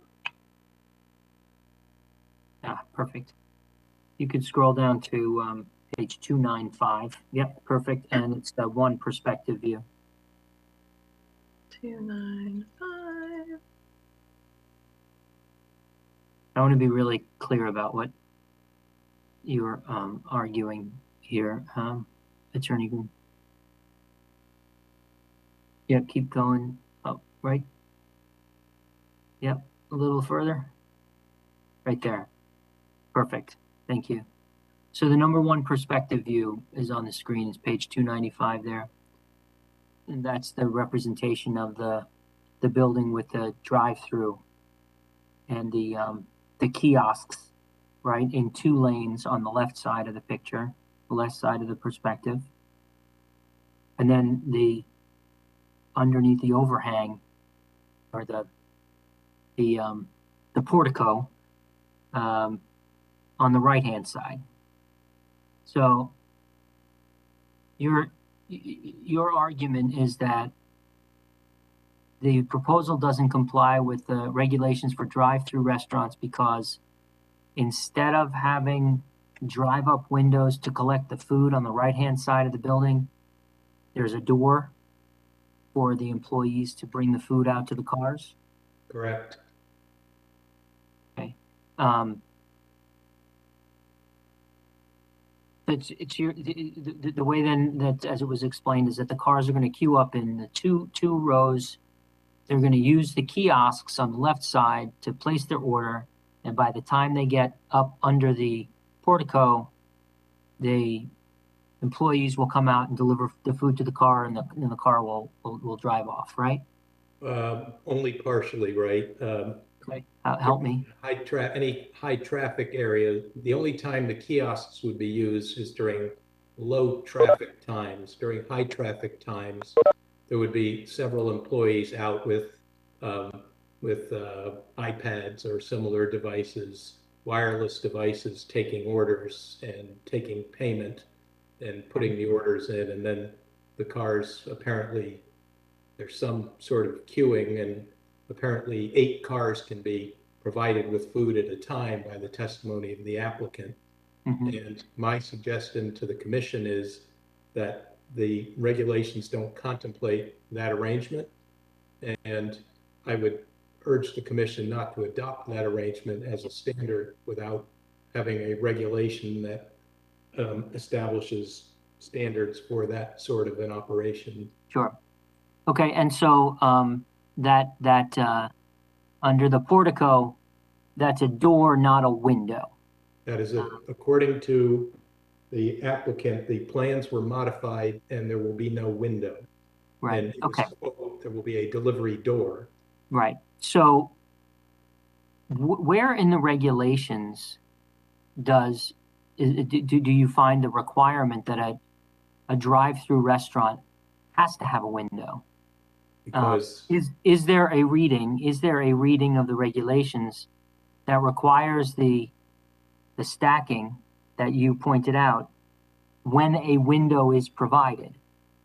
And I'm thinking back to the days when we had drive-up restaurants where there was attendant services to the cars, where cars would actually pull in, park, and be, place their order, and an attendant would come and bring the food to the car. And whether this is more similar to that than requiring stacking for a facility that doesn't operate using drive-through windows. You follow my In thought my process? experience, I'm not familiar with a restaurant in Fairfield that had car hop service. I'm not familiar with whether it was in a design commercial district, which seems to have those three specific categories. And I can only, and I think the law would only impose a reasonable reading of the regulation. I would suggest that having 150 feet at least per window would establish some control on how a restaurant is operated, rather than simply saying willy-nilly that you can, basically with any restaurant, have a queue of some length and have as many lanes as you want, with people running in and out with food and taking orders. And I would So let's suggest assume that the better reading and the more cogent reading of the regulation would be as it is limited. And if the commission wants to allow car hop service, then allow car hop service. Yep. So what about, let's assume for the moment that they have 150 feet of stacking ability with respect to that one window. Let's just call it a window.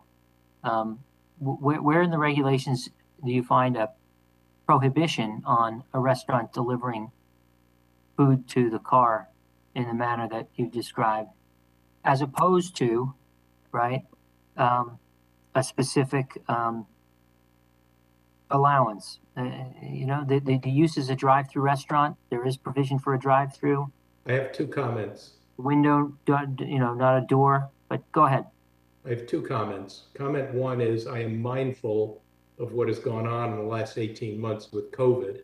And I would suggest that on many fronts, there was a somewhat relaxed view in terms of enforcement and how restaurants operated. So I am mindful of that. Having said that, I go back to sections 1.2 and 2.4, which say that uses which are not specifically permitted are prohibited. So the burden is not on me to find a place where I can show that it says you can't do that. The burden is on the applicant to show where it can be done. And it says specifically provided. It doesn't say generally. It doesn't say, broad uses. It says unless a use is specifically permitted. Right. Okay.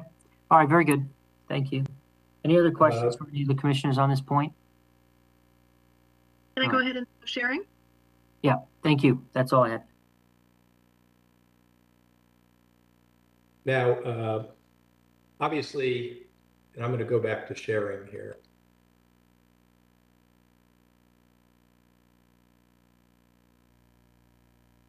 So,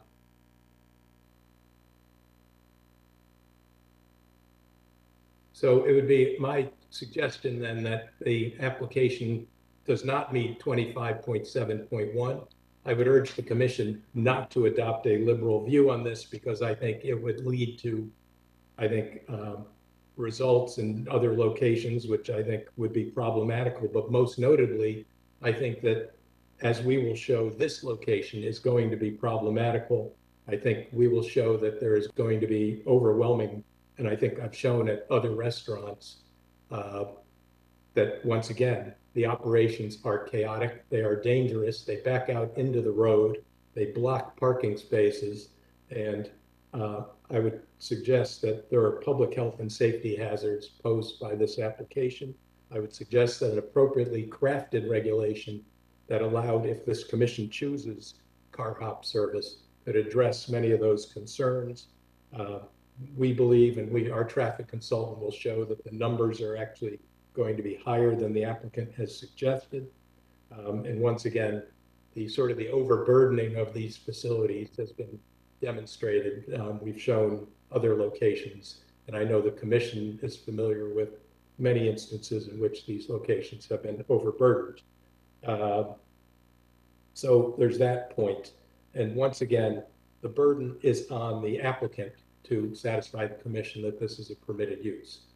The next issue that I'd like to bring to the commission's attention is the fact that the architectural plans and plans of buildings and structures shall include the exterior building materials, colors, elevations, roof line, height, and bulk.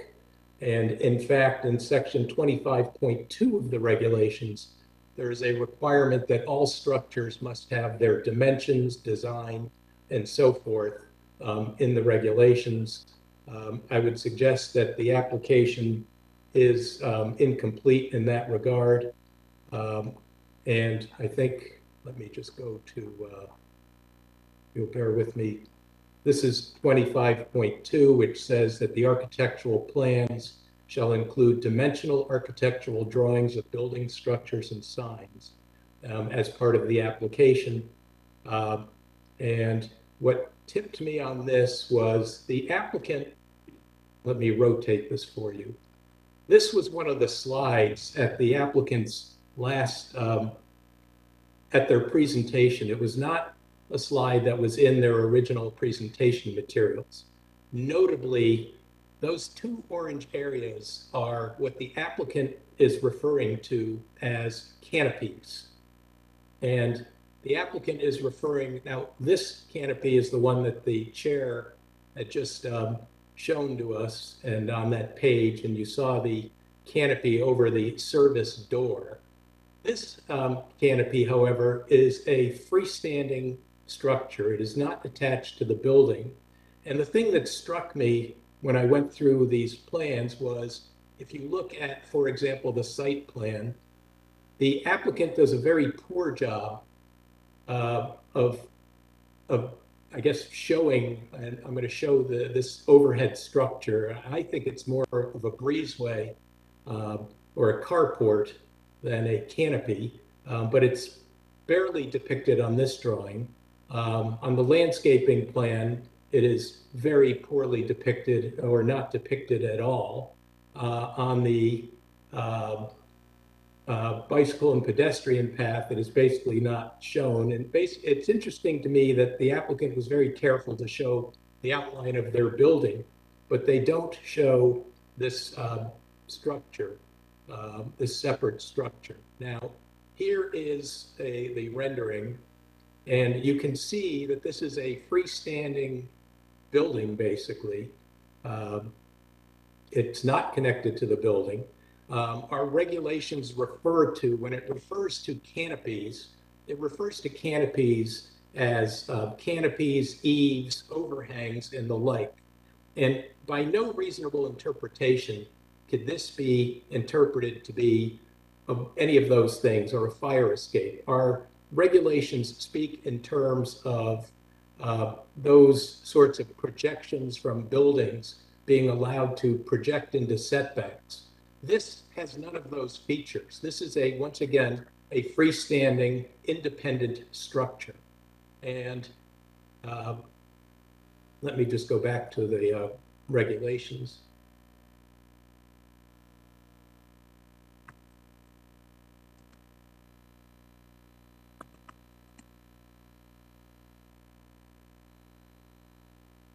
And significantly, let me just get to that.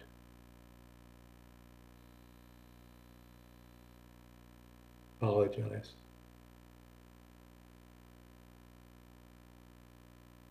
There are no dimensions, and I couldn't find, and if the applicant, if through you, Mr. Chairman, or members of the commission, I did not note any dimensions or design detail on that structure, on that separate canopy structure in any of the applicant's submissions.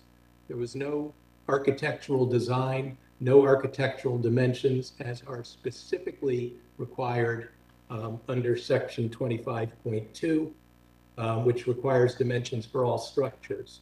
More significantly, however,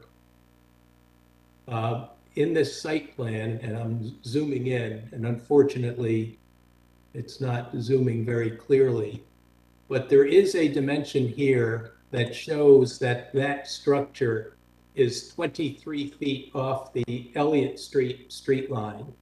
So this dimension, which again, I apologize, but it's not very clear here, is 23 feet off. In Fairfield, under the regulations, there is a 25-foot setback requirement from street lines, and that was not respected. So there is an encroachment of that structure into the setback. Now, admittedly, the regulations once again provide that canopies, I would suggest canopies, eaves, overhangs, fire escapes, and the like can project from a building, in some instances 2 feet, with fire escapes 5 feet into setbacks. However, this, I don't think that a fair reading of the zoning regulations would include this as being any one of those things. And in the spirit of that regulation could not fairly be interpreted to allow a freestanding breezeway or drive-through structure to encroach into a street line setback. So there is another manner in which the application is deficient, so that once again, there is no dimensions, there's no architectural designs for that, and once again, it encroaches into the street line setback. I would then, if you'll just bear with me.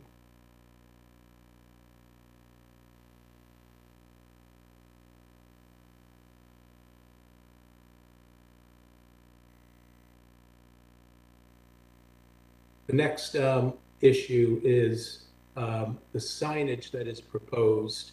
Under our signage regulations, the only signs that are permitted in any district are identification signs as described in section 29.5.14 of the regulations. The applicant has identified several signs, and it's identified an ordering kiosk that apparently advertises, but also is designed to either receive orders or take orders audibly. I would suggest that that signage exceeds the identification sign, which limits signs to, once again, the identification sign, which is a sign advertising the name or kind of business conducted, sale of goods, merchandise, or services sold or provided at the premises where the sign is located, or the prospective sale or lease of the business is conducted.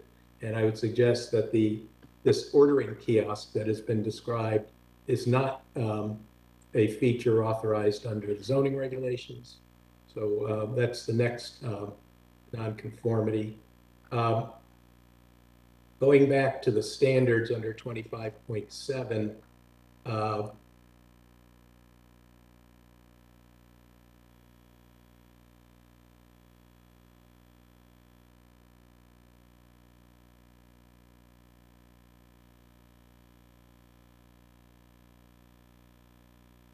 now I'm going to spend some time on 25.7.7, which is the so-called soft standards, but I'd like to just take a moment to deal with 25.7.8. And that is that the special permit use, site plan, and architectural design shall be in conformance with the purpose and intent of any plan of development adopted by the Town Planning and Zoning Commission. I know that several of you worked hard on the so-called master plan. I would like to call the Commission's attention to it. First of all, this is the map that you all recognize. This property is in the center, designated center area. I put a green dot. Unfortunately, it blocked out the street, but it edges there on Post Road and North Benson right there.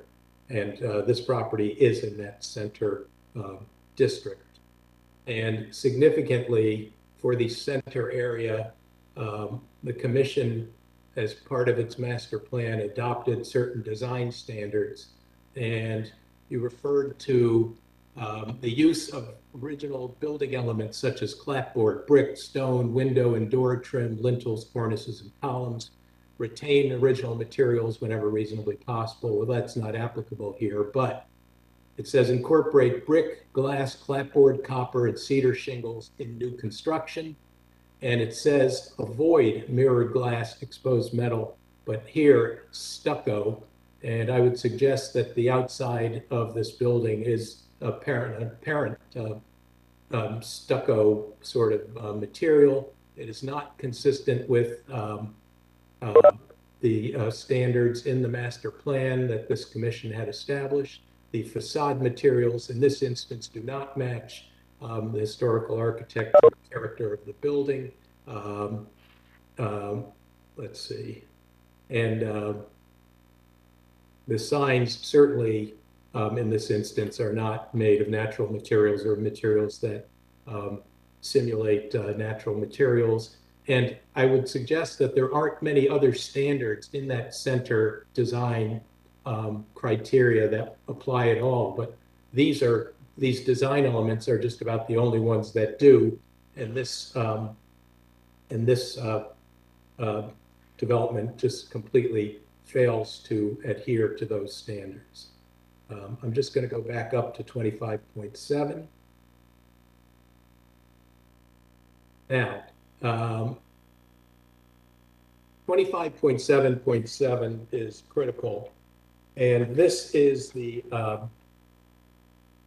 as you can see, the development shown on the site and architectural plan shall be of such a character as to harmonize with the neighborhood to accomplish a transition in character between areas of unlike character, to protect property values in the neighborhood, and to preserve and enhance the appearance and beauty of the community and to avoid undue traffic congestion.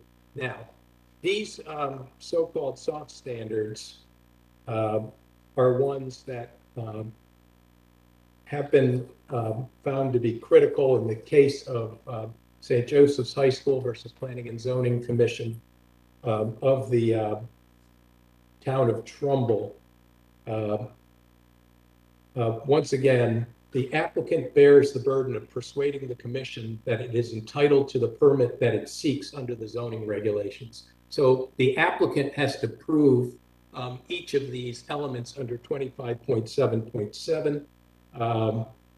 And in the St. Joseph's case, and this involved high school football field lights at St. Joseph's High School, the appellate court in that case said that although the lighting was technically a permitted special permit use, so it's allowed as a special permit use, in that case, the court found, the appellate court found that it would have harmful impacts on the surrounding neighborhood that could not be eliminated or alleviated through the imposition of conditions of approval. And the commission can grant an application for a special permit only if it complies with all required standards for a special permit, subject to the imposition of conditions necessary to protect the public health, safety, convenience, and property values.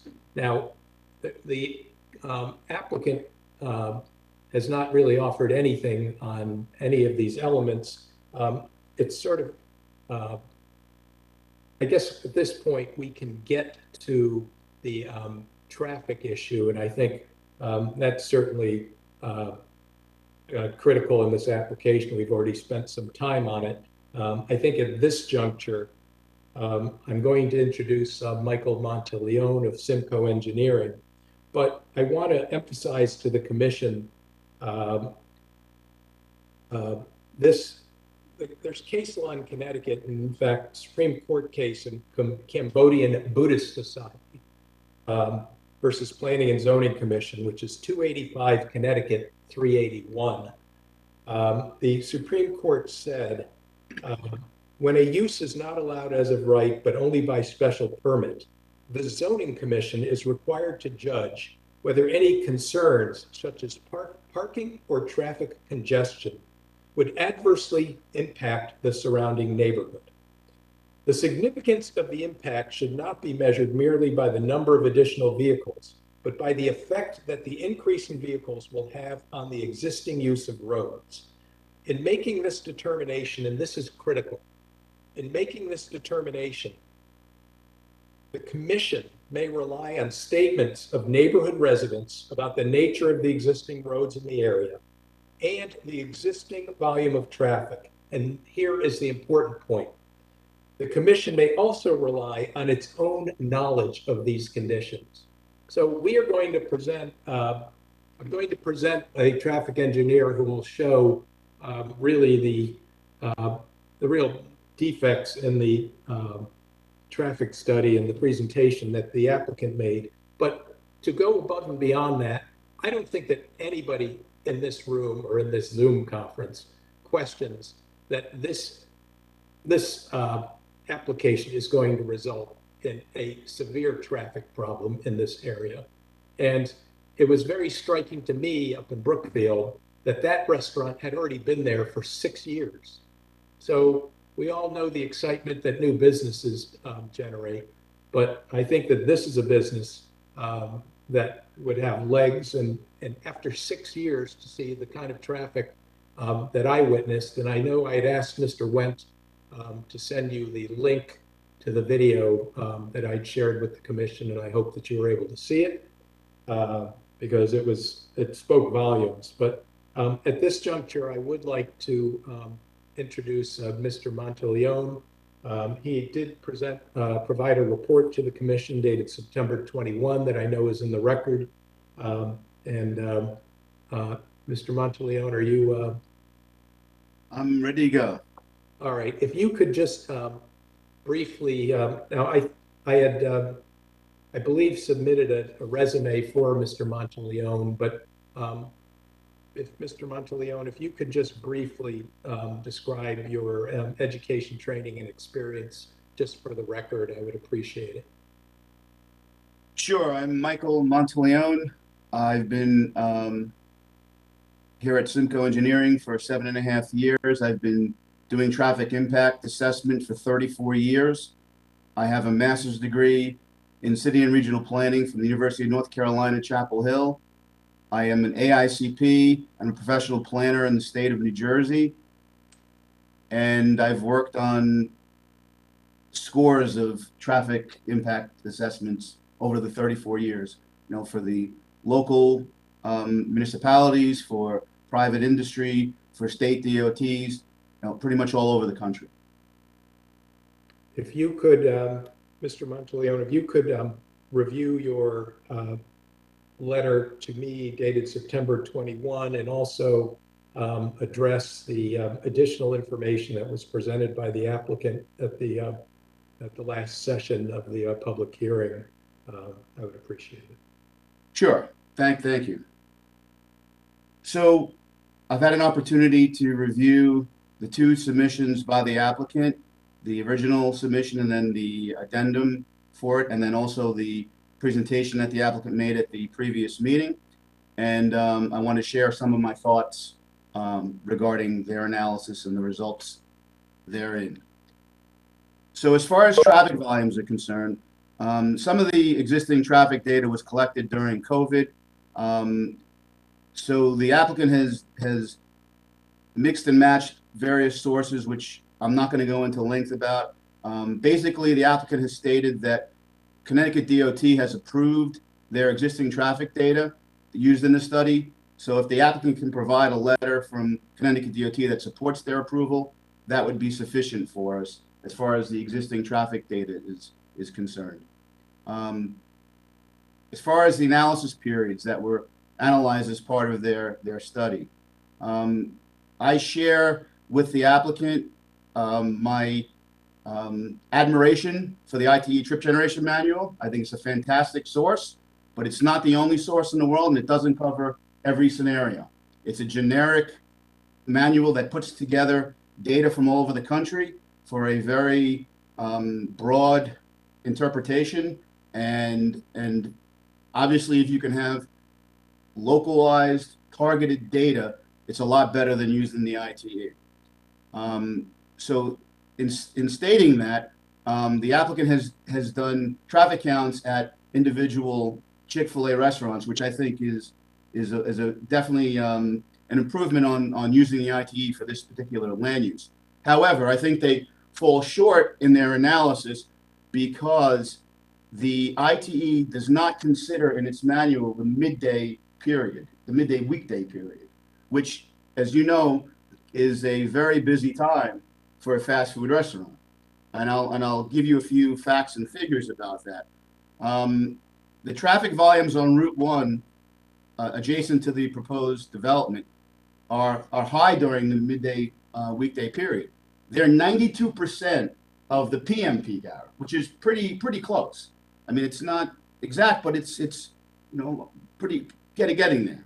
And then research that I've done of Chick-fil-A traffic studies done across the country overwhelmingly analyze this midday period as part of their reporting. Also, based on these studies, the number of new trips projected to be generated during the weekday midday peak hour falls somewhere between what's generated in the weekday PM and the Saturday midday. So they're very high. And because you have high background volumes and high generation volumes, we feel clearly that period needs to be analyzed to get a full depth and breadth of what the potential impacts are of this development. So we recommend that the applicant's consultant analyze this crucial time period.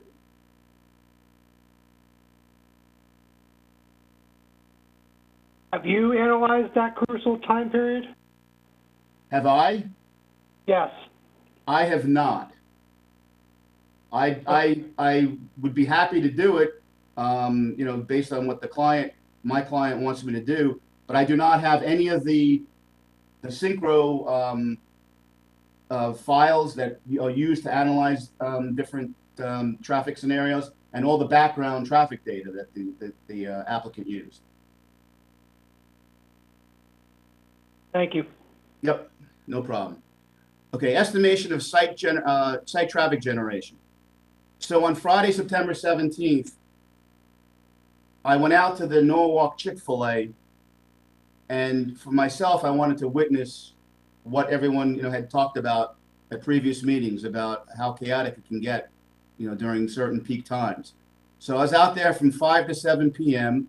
I did counts of the vehicles entering and exiting the site, and I also did counts of the queuing and the distances of the lengths of the queues, number of cars in the queue during that period. What I found is that the volume of traffic between 5 and 6 basically mirrored what the applicant had in their original study based on the August quote unquote peak time period. So based on what I saw in September, the numbers were the same as what they were in August. Therefore, August doesn't seem to be the peak period based on what I saw from the traffic counts. So I think it was more a regular condition, not a overly conservative condition. Now, when I was out there, the applicant had a traffic counting company doing counts simultaneous to the ones I had performed. Those folks left at 6 o'clock. I stayed till 7 o'clock, and what I saw was pretty remarkable. Based on my counts, the traffic volumes were 30% higher than was documented in the previous hour. So significant increase in throughput and activity at the site. So the notion purported by the applicant that, you know, that they're higher in the summer and that you know that they stop at 6 o'clock. There's other time periods when the site is very, very active. And the fact that the applicant is asserting that the Fairfield site would absolutely generate lower traffic volumes than Norwalk cannot be proven. These sites are far enough apart that they could coexist without affecting each other's customer base. And to take it one step further, Fairfield has, you know, the universities right in town, which would be a huge draw for that business. They also are close to the city of Bridgeport, which doesn't have a Chick-fil-A, which is a densely populated area. So that's a lot closer to the Fairfield site than it is the Norwalk site. So I would imagine that people who don't avail themselves to Chick-fil-A now and go all the way to Norwalk would go to this location. Okay, this is another major issue, the pass-by trips. So in the original work that the applicant did for pass-by trips, they assumed the 20% pass-by allocation that Connecticut DOT practices, which seemed reasonable to me. They do quote ITE can accept up to 50%, but there's a caveat to that 50%. You know, the caveat is that needs to be supported by data, and it's not just traffic counts of a site. You have to do interview surveys of people who patronize the facility and understand what their trip making is. You have to interview them. You have to ask them questions, pointed questions. Where you're coming from, where you're going to. Did you just come from home to come here to get food and go back home? Are you coming from work? Are you coming from another location? Are you doing another shopping trip? So you need all this information to be able to do anything but the 20%. And to come up with the 33% is completely out of thin air. I mean, I don't know where that number comes from. It's not based on survey data of actual patrons of the facility. You can't derive that from just in and outs of the driveway. You can't understand what people's minds when they come to the site and then when they leave the site. So I don't understand how the 33%, because that makes a huge difference, because basically the increase of traffic between the ITE and using the Chick-fil-A driveway counts is offset by the fact that the applicant raised the pass-by trip from 20% to 33%. So an additional 13% of the trips were taken out of the analysis. So it basically offsets the two. Does that make sense to everybody?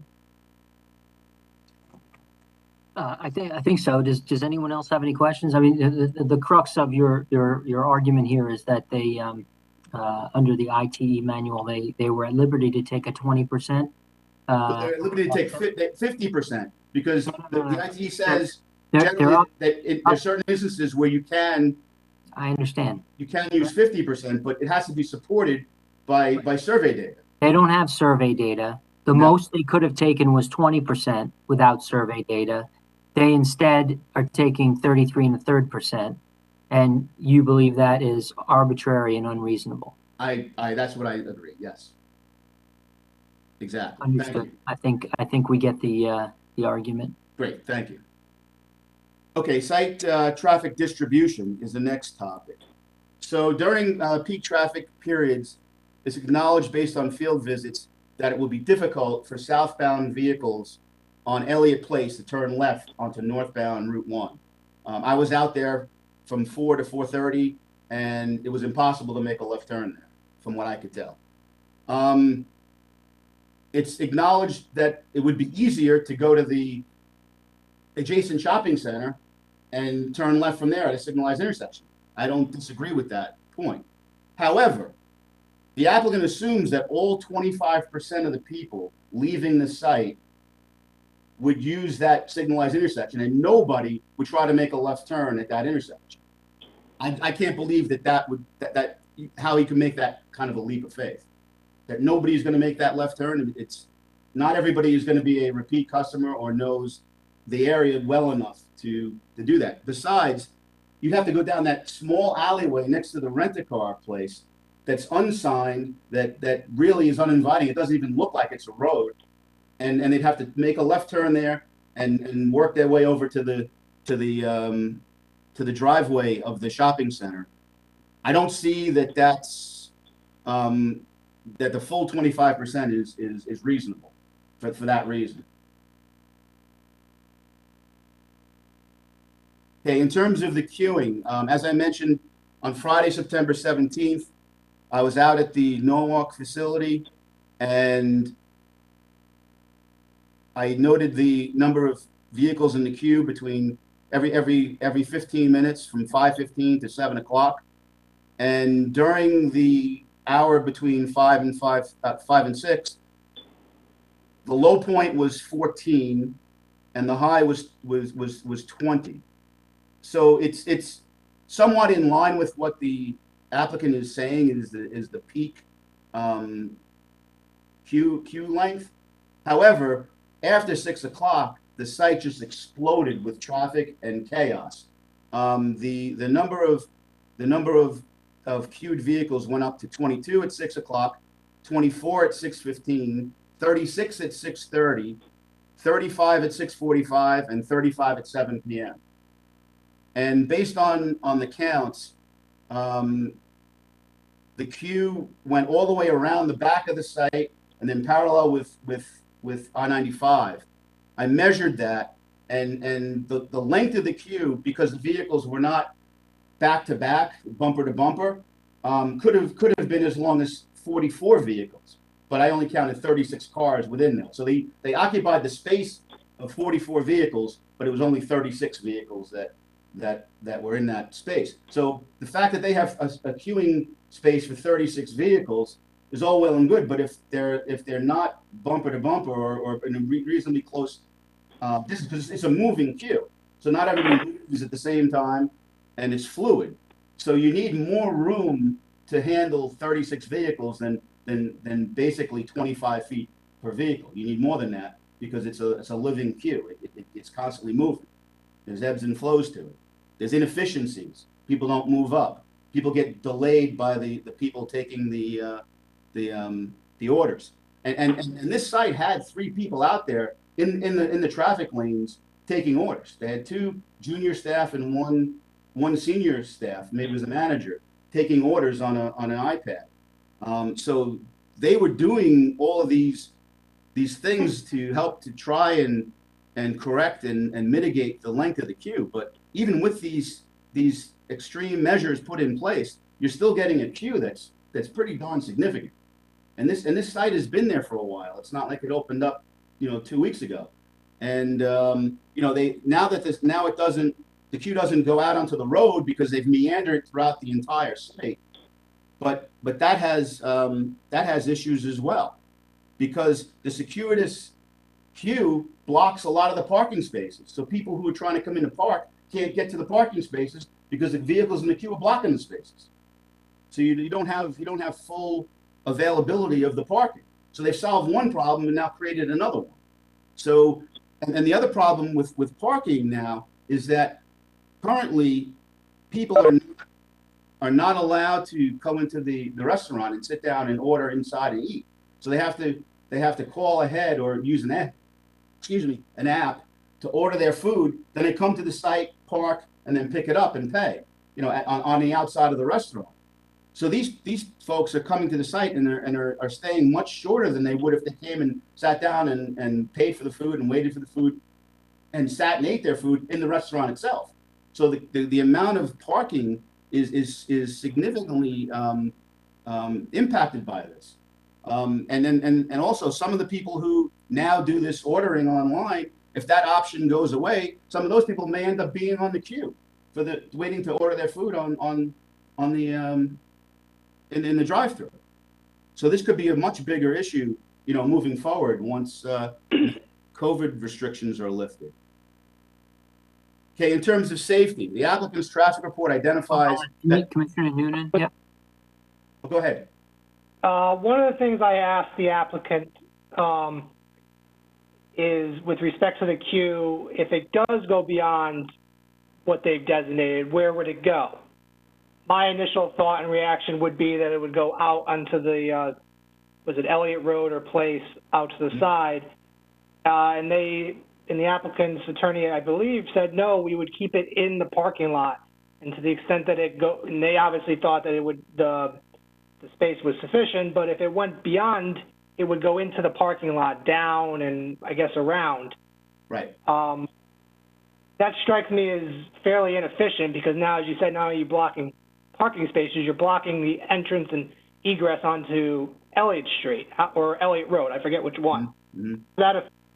If that's true, if that's what they're going to do, and all of a sudden now we have that entrance and exit blocked to Elliott, how does that further impair traffic? Well, it obviously makes a lot of those parking spaces null and void because you can't get to them if there's cars blocking them. And people who are already parked and come out of the restaurant can't move their car out because they're blocked in by vehicles queued. So it creates a lot of problems. I mean, the site up in Norwalk was a complete and unmitigated disaster during that hour I was there between 6 and 7 o'clock. There were people parking all over the site illegally, wherever they could find any little space to pull over. They did. It was complete chaos. What happens if that entrance and exit is, if that's blocked away as far as traffic outside the site coming on into the site? I mean, parking, obviously, I get that, but now we have people potentially entering the site all from the post road and exiting all on the post road. Yeah, it would certainly limit the options for ingress and egress to the site for sure. And it, causing all kinds of, it's all trickle down. You get one problem, it creates another problem. So it's a fluid situation. It really metastasizes into huge problems when you start having restrictions on the flow of traffic. I also had a question about your Norwalk exam analysis, but if anybody else has questions on the queuing, I'd let them keep going with the topic. Anyone else have any questions on the queuing? I mean, it's the applicant clearly put up that circle within the site for the queuing. Yep. So those are my observations from being there, for that hour. So as far as safety, oh, you have a question? I think he does. Yeah. When you were looking at Norwalk, did you have an opportunity, or did you at all look to see, because obviously that site in Norwalk was subject to a zoning application similar to this. Probably had a traffic report, though I'm guessing. I have no idea. They did have a traffic report. Okay. Did you look and see what the traffic report was for that application? Yeah, the applicant used the ITE for that. Okay. And when you viewed the site, the actual count, how did it compare to the ITE? It's higher. Do you know how much percentage-wise? I think the applicant presented those statistics at the previous meeting of what they are. I don't have them right in front of me. Okay, but do you think it's in the record? Yeah, it absolutely is. Yeah, yeah. Okay, I can provide those if you request them. I can find them. I just don't want to spend a lot of time looking right now. Oh, then continue on. If it's in the record, we can look at it later. I honestly forgot if they did, so please continue on if that's you think. Yeah, and that's the point I made before. Is that the increase in those volumes using the Norwalk data are offset by the fact of the pass by. So I just wanted to make that point again. Okay, as far as safety is concerned, so the applicant's traffic report identifies limited sight distance along Elliott Street approach at the intersection with North Benson Road. Okay, this is due to the Metro North overpass along North Benson Road, and that's right adjacent to the intersection. So there's not a lot of room there. So the sight distance was measured to be far less than the required 280 feet necessary for left-turning passenger cars to exit Elliott Street westbound. However, the applicant's traffic report is projecting that 5% of the total traffic will be making this dangerous turn. And I'll get to why this is important later on in my presentation. There's a serious issue with the mitigation that directly affects this situation. Okay, now I come to the traffic analysis results. So the applicant focused solely on the impacts of the proposed project on the overall delay and level of service at the Route 135 intersection during the weekday PM and Saturday midday peak hours. Also the AM, but the AM is so the volumes are low and inconsequential for this discussion. However, when you peel away the onion, there are direct impacts and effects on all the individual movements, the left turns, the throughs, and the rights, not just Route 1. Okay, so they focused on just the overall intersection level of service.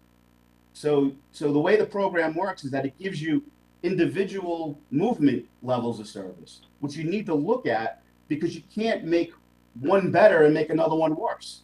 And I'm going to get to why that's important in a minute. So based on the analysis, I'm just going by what they reported.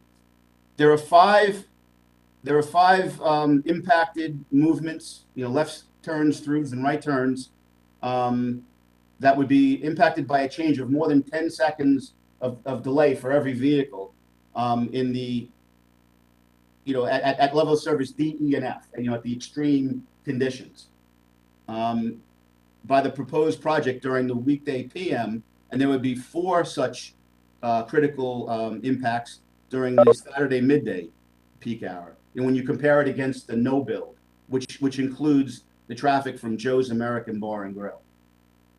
Okay, the shared southbound left and right turn lane at the unsignalized Elliott Place and Route 1 intersection is projected to significantly worsen during the Saturday midday peak hour. It will be difficult for southbound vehicles to turn left onto Route 1 eastbound during the peak travel periods of the day. This is what I explained before, that the applicant did not assign any vehicles to that southbound left turn, which is almost impossible to make. And then additionally, the westbound left-right turn at the intersection of Elliott Street and North Benson, which is adjacent to the underpass of Metro North, is projected to significantly worsen during the Saturday midday peak hour. So those are definite problems that are being caused by the project. However, despite all these negative impacts to traffic, the applicant's traffic report states overall the site has minimal impacts to the study area. So now that brings me to the mitigation. So the applicant's traffic report states that all traffic impacts at the US Route 1 and Route 135 signal will be mitigated once Connecticut DOT implements timing revisions to improve the overall operation of the intersection. The applicant's traffic report further states that the following proposed signal timing adjustments would be minor, easily implemented, do not affect cycle length, do not affect the exclusive pedestrian phase, or maintain signal coordination with the system, and have a positive impact on traffic progression in the Route 1 corridor and Route 135. Well, the problem with this is that, as I said before, the applicant focuses on the overall intersection level of service. So what they did is that they took away green time from all the other movements and gave them to the throughput on Route 1 in both directions, which has the highest amount of vehicles. So by doing that, you've created a sort of a shell game. You're stealing from Peter to pay Paul. So you may get an increase or a decrease in delay and an improvement in the overall levels of service, but you're killing all the other movements, which I will explain in a minute.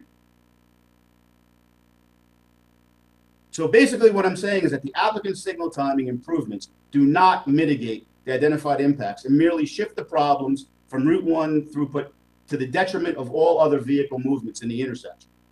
Specifically, during the weekday PM peak hour, the average delays of the following movements significantly worsen and become impacted by the project mitigation. So let's take a look. So eastbound Route 1 left turn, the delay increases by 27.5 seconds per vehicle.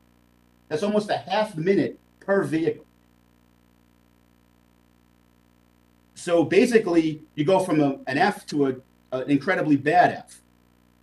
The same holds true with the westbound Route 1 left turn in the opposite direction. A 71.1 second increase in delay for every vehicle. Every single vehicle is delayed by more than a minute.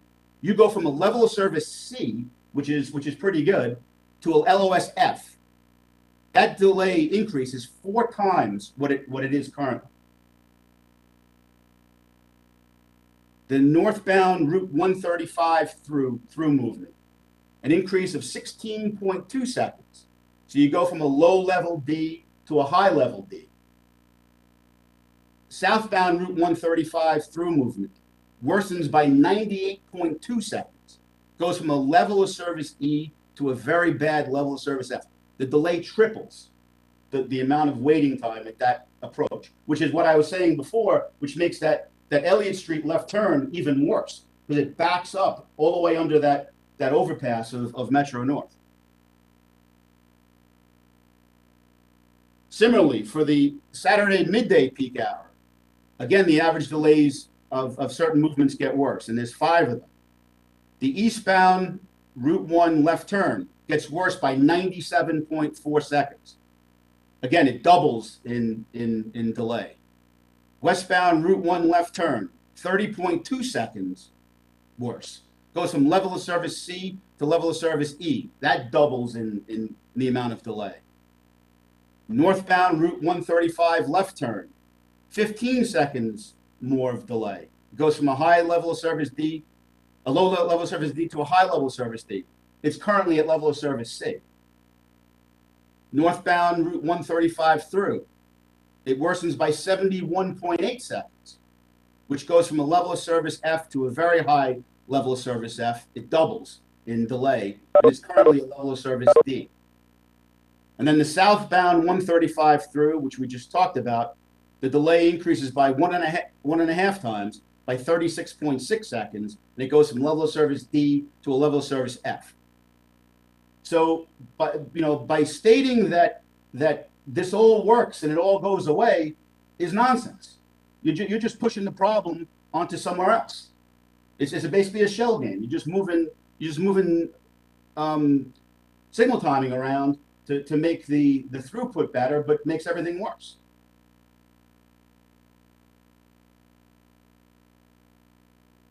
Again, we talked about the Elliott Place Route 1 intersection. The applicant says it operates poorly in all build scenarios, and they claim the program's overly conservative. I was out there from 4 to 4:30. The program was absolutely accurate. You can't make a left turn there. It's not plausible, like I said, that all 25% of the existing customers assigned to northbound Route 1 can bypass this intersection and find their way over to the Fairfield Center driveway. Therefore, no concrete solutions have been identified for this intersection in the traffic report. The applicant also says that these recommendations for retiming will be presented to Connecticut DOT at a time we submit to the District 3 office for an encroachment permit. Well, at that point, it's too late. You would have already had to have I believe, agreed to this and given them an approval. And at that point, you're going to find out if Connecticut DOT is going to go along with this or not. I don't think that's appropriate. And then I get to the conclusions. I'm just going to summarize what I said. So SIMCO has reviewed all of the applicant's work to date, and based upon the review, we offer the following. The applicant did not review or study the weekday midday lunch period, which we think is critical for this application. The traffic data collected at existing Chick-fil-A locations in August does not appear to be 20% higher than the rest of the year. Without empirical interview survey data of patrons from the current Chick-fil-A sites, there is no justification for use of a pass-by trip factor other than the Connecticut DOT percentage of 20%. The applicant should provide documentation of Connecticut DOT's approval of the existing traffic data used in the study. Queue data from the existing Chick-fil-A locations outside of the traffic peak hours show significantly longer queues than what has been reported by the applicant. I saw that. Attorney Green saw that when he went up to the other site. It's definitely a problem. Significant vehicle queuing renders some site parking spaces useless during peak activity periods at existing Chick-fil-A restaurants. The effect of the project on the Elliott Place and US 1 unsignalized intersection and unsignalized Elliott Street and Route 135 intersection have not been properly addressed. And I can't overstate this enough. The signal improvements proposed at the Route 1 and Route 135 intersection do not mitigate the impacts created by the proposed development. Therefore, without the missing and incomplete data, the true impacts of the proposed development cannot be fully understood or assessed with any reasonable accuracy. I will be happy to answer any questions you may have. We appreciate all that detail and analysis. Thanks very much. I have a couple questions, but I'll throw it open to others. Does anybody else have any questions? Commissioner Noonan. Mr. Monteleone, in light of what your last closing statement, is it your opinion just simply that there's not enough data to show the true impact of this this application, or that the traffic generated from this use will cause substantial undue congestion in the area? I think I think to answer your question, I think it will definitely create significant problems both in the general area and vicinity of the site, on the site, unless there's some significant changes to the way the mitigation is being proposed at this point. Okay. And I take it it's your expert opinion that the traffic report using the ITE is insufficient and improper to be relied upon in this instance? Yes, I would agree with that. Yes. Thank you, Mr. Chair. Yep. Are there any modifications to the plan in your opinion that could be made to minimize the impact of the development on the traffic conditions that you've just analyzed? I mean, it's hard to say, because I quite honestly, as bad as I thought that the Norwalk site was going to be before I got there, it was worse, because I thought that they had done the corrective measures that would ameliorate the impacts, but clearly from being out there, it did not. So I don't know. I mean, it's really difficult to say at this point. I don't want to categorically say that the site is, not can't handle it, but it can't the way it's currently set up, and there's a lot of capacity issues that need a significant relook to make it even plausible that this site could work. Can you say that last part again? You confused me a little bit there. Yeah, sorry. So what I'm saying is that there would have to be significant changes to the way this is being mitigated to get this to work, and I'm not sure if it's possible or not. But what's been presented to me from my review does not ameliorate all the issues that I've found from going through the applicant's traffic report, and by seeing it in person at Norwalk. Where are you physically located? Where's your office? Where do you live? My office is in Midtown Manhattan. Mm-hmm. And are you from Connecticut or in New York? I live in New York. Was the visit out to the Norwalk Chick-fil-A the first time that you'd been out to see that sort of part of the post road and how that Chick-fil-A operates? It was.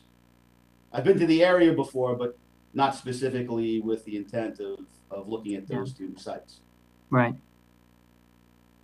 So is it your opinion that the site is not appropriate for a Chick-fil-A, or is it not appropriate for a fast food restaurant, or is it not appropriate for a fast food restaurant with a drive-through that has 2 lanes and configured in a manner that this is? You follow my question? Yeah, no, I get what you're saying. I have to say that I've blown away by how crazy busy these sites are.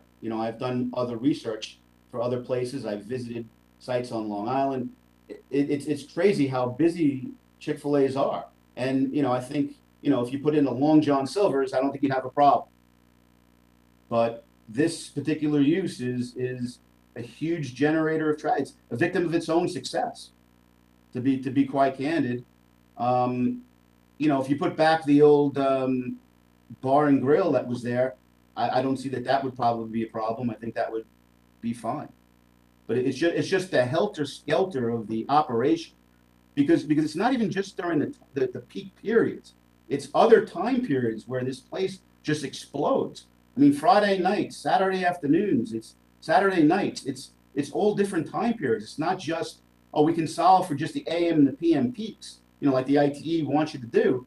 There's all kinds of problems elsewhere. It's like trying to plug, holes in a dike. It's spewing water all over the place.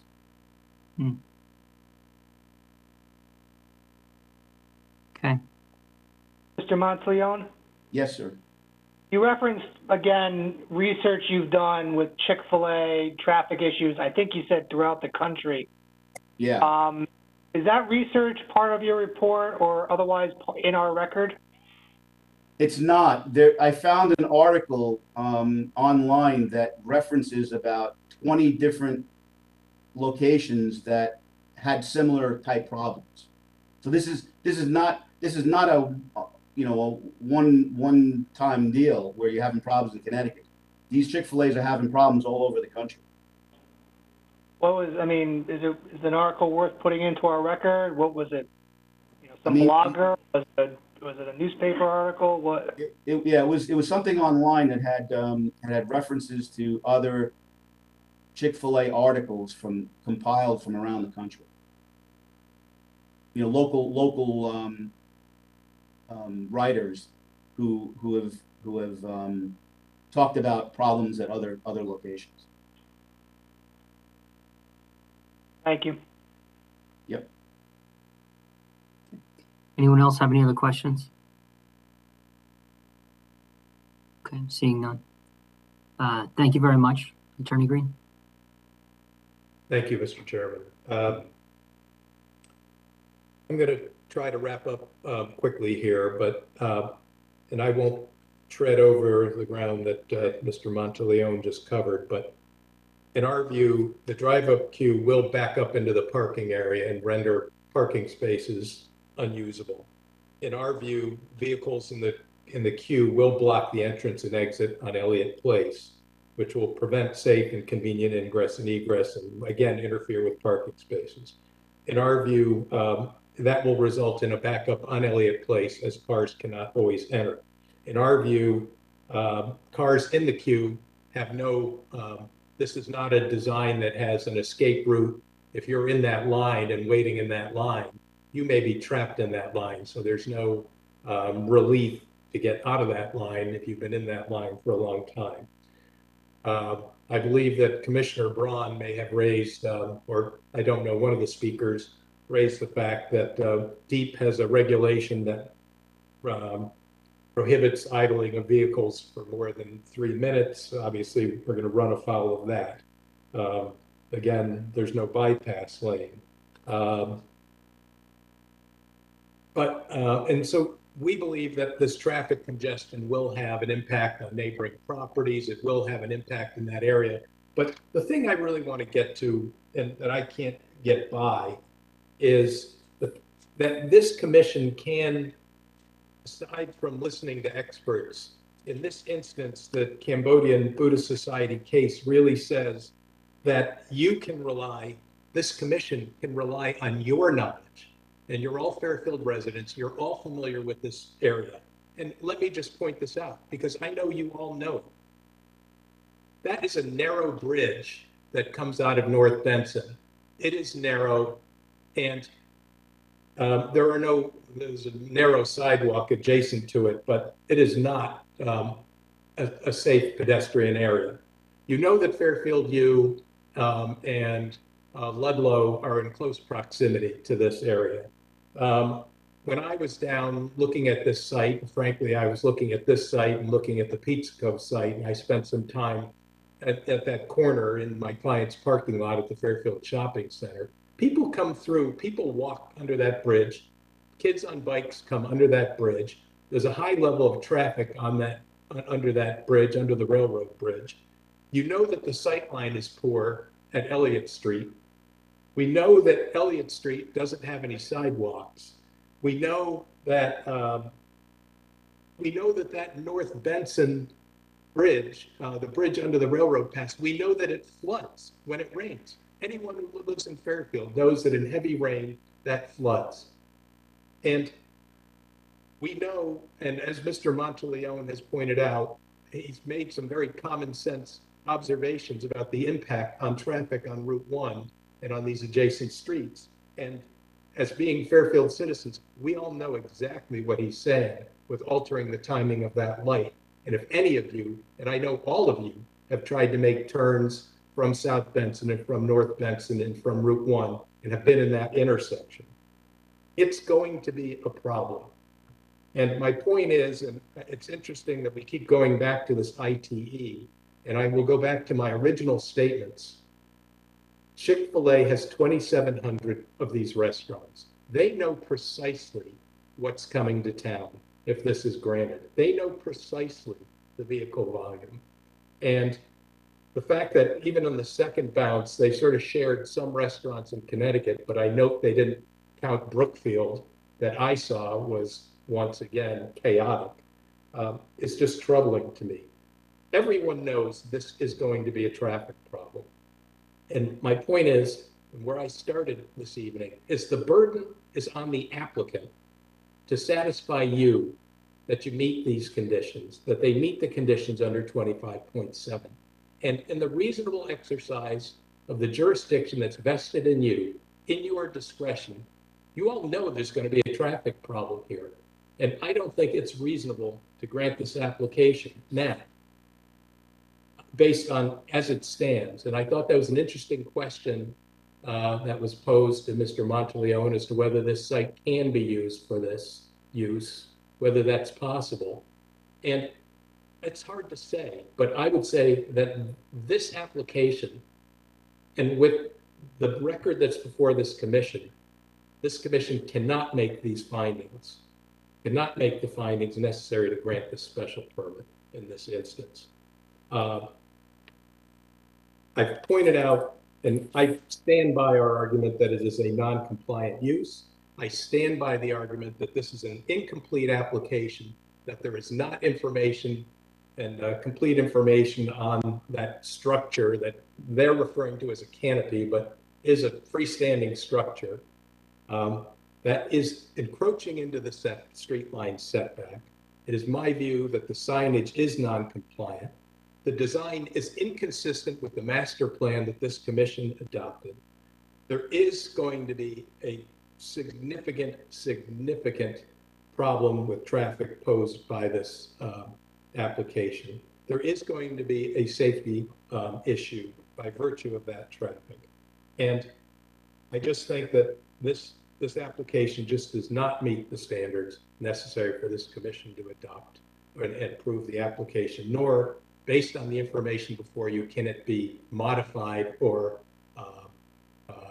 can this commission impose conditions that would make this acceptable?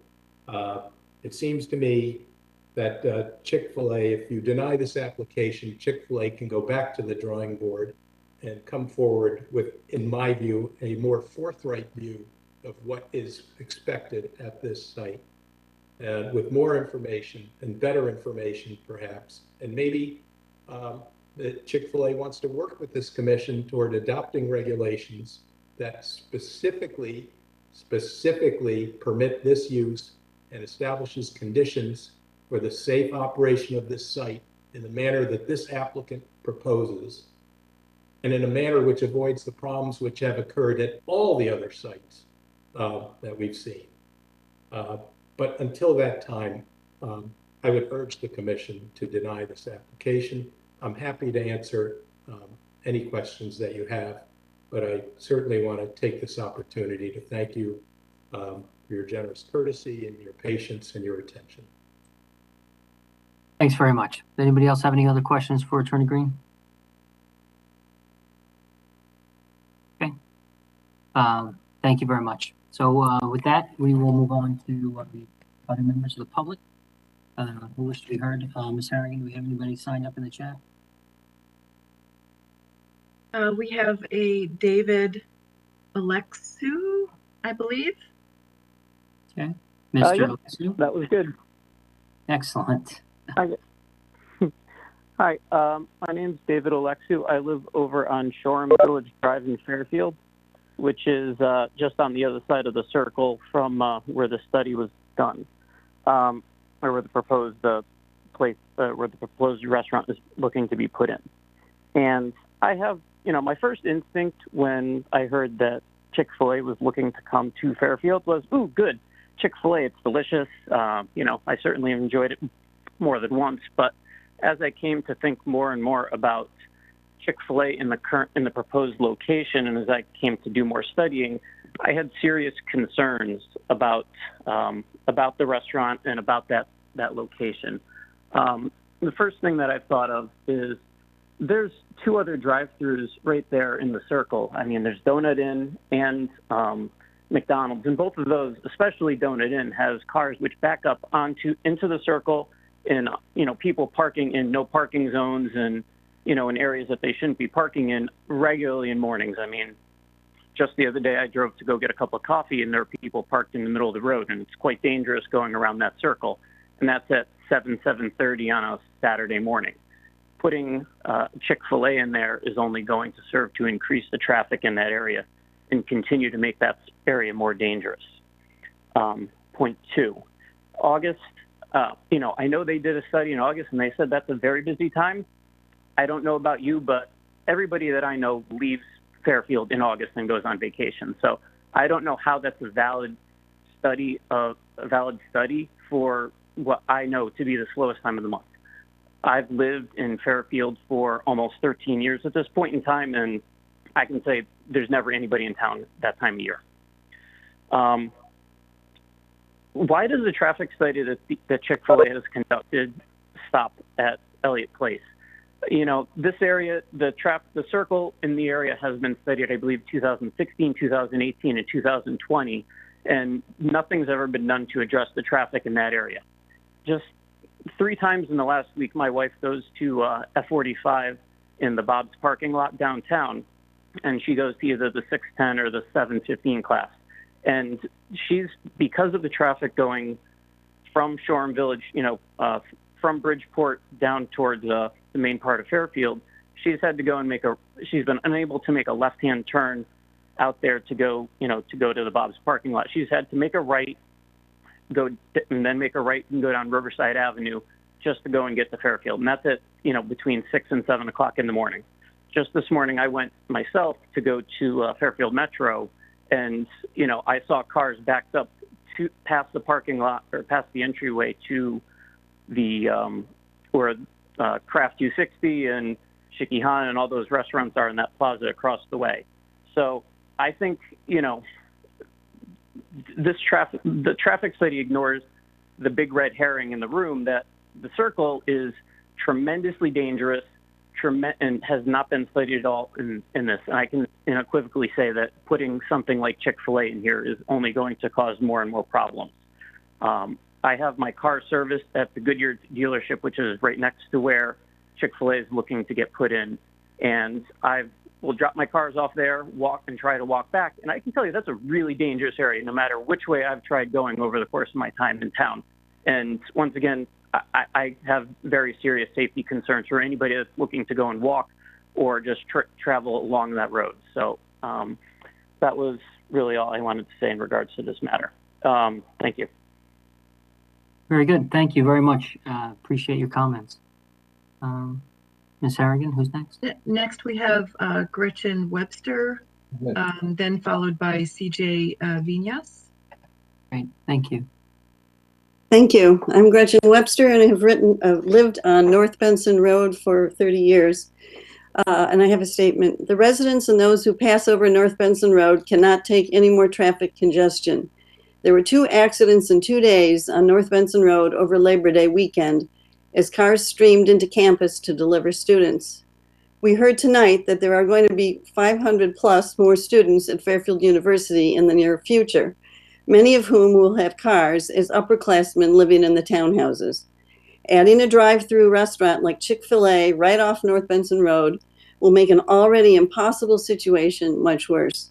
Please help residents of the University neighborhood, Old Post Road, and anyone traveling on that part of Post Road and deny this application. Thank you.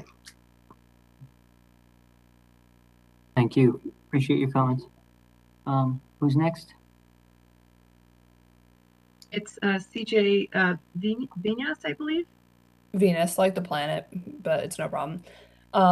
So like she said, I'm CJ. I've lived in Fairfield my whole life, and I'm a recent graduate of Ludlow and Aqua. And when I heard that Chick-fil-A was coming, it was actually over the summer from one of my bosses. And as a queer person, my first reaction was, oh no, Chick-fil-A is super homophobic. And I want to voice that concern from the point of a young queer person that's lived in this town their whole life. And the town, not only and the people that live in it, but the administrative people and bodies have always been very open and accepting and affirming of my exploration of my sexuality. And I feel like Chick-fil-A coming to town would shadow that, especially because of all the traffic that it creates and would create, like a lot of the other people have mentioned. I have visited quite a few Chick-fil-A locations on quite a few different occasions, and even when they try to mitigate traffic to the best of their abilities, they're always over capacity. And also, like Mr. Olescu, I believe it was saying that I have also tried to bike over under that Metro North underpass and walked and traveled, and even now driving under it, it's an extremely dangerous area as it is a very narrow underpass. And especially if people were looking to make a left turn onto, I believe it's Elliott Street, that's a very like immediate turn after the underpass, and I could see there being accidents from people not realizing how close it was and braking really hard. And similar to what Ms. Webster was saying about traffic on North Benson, I also live right up by the university, and between the university and just downtown, we already have so much traffic, and even on weekdays that the traffic study didn't address, I could still see there being significant increases in traffic.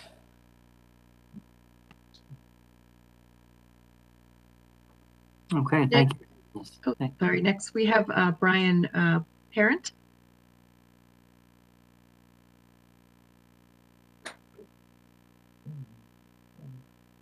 Mr. Parent, are you there? Sorry. We're glad my mute didn't click at first. So, No worries, no Brian, and I'm a resident on Paper Mill Lane in the area nearby. So for me, it's and sorry I did have to leave the meeting a bit and jump back on. So sorry if some of this is repeated, but I really like Chick-fil-A. I think it would bring benefits. It tastes great. A lot of other people do too. So because of that, you know, my concern is also the traffic. So from my perspective, I'd really be concerned about the I-95 traffic backing up, especially at exit 22 on southbound, that traffic would even back up beyond that exit ramp. That would also have increased congestion on North Benson Road. That feeds into the Post Road, which is already a bottleneck, especially in that railroad underpass area. And then on Round Hill Road, when you're going north on 95, also in that particular area under the underpass, because those areas are feeding from the highways. And I think a lot of people will bring it up on GPS, and those areas are of a big concern for me. Also, I think it would just pose different challenging situations and circumstances, such as emergency vehicles trying to get through. Those areas sometimes flood. So I think that's going to pose some, really difficult situations. And I think it's just going to bring a sharp increase overall of vehicle incidents. And me in particular, and a lot of my neighbors are very concerned about the overflow. And some of these things, I'm not a professional, but just in my own observations, these are all concerns. I don't know if it's possible for me to share my screen. Sure. No, if you have some. Just because then again, this is one example here where, it's not just the statements being made, but it's, are you able to see this? So you need to stop sharing your screen. Okay. Open the photo so that it appears, on your screen, and then share the screen again. And I just ask you that if you could please email the photos that you're displaying into the commission so that we can make them a part of the record and that the applicant and others can have access to them, okay? Okay, yeah, I did send them through. I'm struggling a bit here. All right. You need to stop. The first thing you need to do is stop sharing. Okay, so there we go. And then bring up the photo on my end. Yep. If I may, Mr. Chairman, we do have Mr. Parent's email with the attached photos in the record already. Yep. And it was forwarded to you amongst the other voluminous emails we have received. But we do have the photos he's referencing already in the record. Okay, there we go. Thank you. Okay, yeah, thanks for that. Well, you have them, but just so you see them as well, I think the point is, and I have another one where the traffic light is red, and then here you can see the traffic light is green, and when it was red, there were cars on the other direction that were able to flow through. In this case, it wasn't. So my point of showing this photo is, to me, it's just a prime example of, on a Thursday, mid-afternoon, where there was basically gridlock. So that's why I have a major concern of adding this kind of a restaurant on top of this already would really be detrimental to the whole community. Thank you. Okay, great. Thank you very much. Ms. Harrigan, anyone else sign up? Jill Vergara, but she's having some audio trouble, so she's going to give it a go. Okay, thank you so much, Emmeline. Can you hear me? Yes, thank you. Okay, thank you. Jill Vergara. I live on Old Post Road, and I'm also a representative for this district that this restaurant is being proposed in, District 7. I wanted to thank Mr. Parent for raising the issue of backups on I-95, as well as raising this issue of a backup on Route 135 on North Benson, because I've seen that firsthand, and it's really concerning to me to think that we would add something that's been called causing traffic Armageddon in other towns and overlaying that onto an area that is already experiencing extreme traffic problems, which may also overwhelm our highway and entries and exits. I participated on the Post Road Circle study. This has been an ongoing study for a couple of years because there are such extreme traffic problems and safety problems. At some of the community hearings, it's been called dangerous, a death trap, untenable, and we're trying to correct these things, and I'm very hopeful. There's great potential for this area for improvement and for improving things for all of our businesses and pedestrians. But I worry that if this restaurant is put in here, this restaurant drive-through is put in here, you're going to completely nullify any of the work we've put into this. The energy and the money that we've paid engineers to study this and come up with plans to try to solve the existing problems that we have and the existing deficiencies we have in our infrastructure. So I just don't see how we can work putting this restaurant in. I do want this to be a useful space, and I understand that it's a problem to have a vacancy here, but this will add more problems than bring good things to us. And I am worried about both our businesses and our residential neighborhoods and the way it will negatively affect our lifestyle here. And the way it will bring through traffic through all of our residential neighborhoods, most especially for North Benson, Shoreham and for Old Post Road. I think it's going to be untenable. And I also wanted to say that I agree with the traffic engineer who said that the signal changes will not mitigate the problems sufficiently. I've lived here for 13 years, and there's significant delays on Route 135, and it's just throwing that problem, it's throwing the problem of Route 1 onto 135 even more. So it's going to make all of the left turns very challenging, and it's going to complicate the situation of making left turns out of Chick-fil-A even more dangerous and complicated. So, and as other people mentioned, the underpass is a huge problem with the flooding, the narrowness, and continued pedestrian use, which is great because there's connectivity there. But if we add this restaurant here, it's going to be incredibly dangerous for any of those pedestrians. Thanks for your time.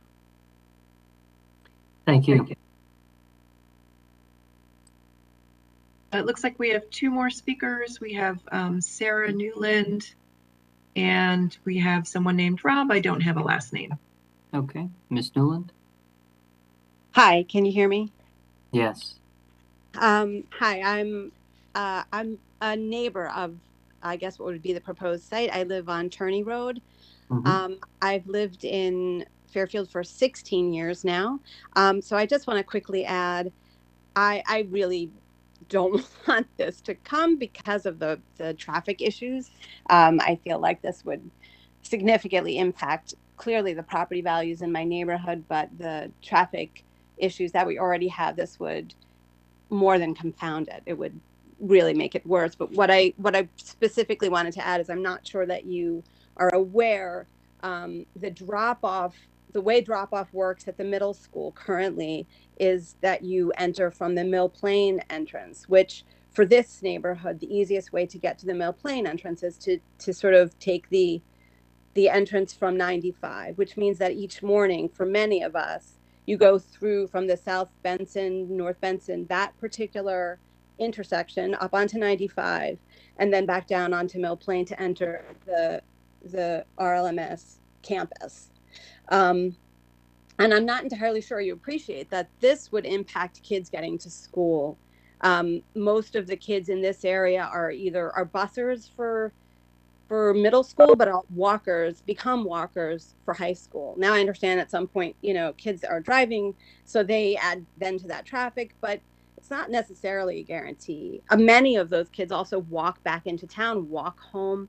So I would just like you to be cognizant of the fact that there is a population that uses that just to get to school.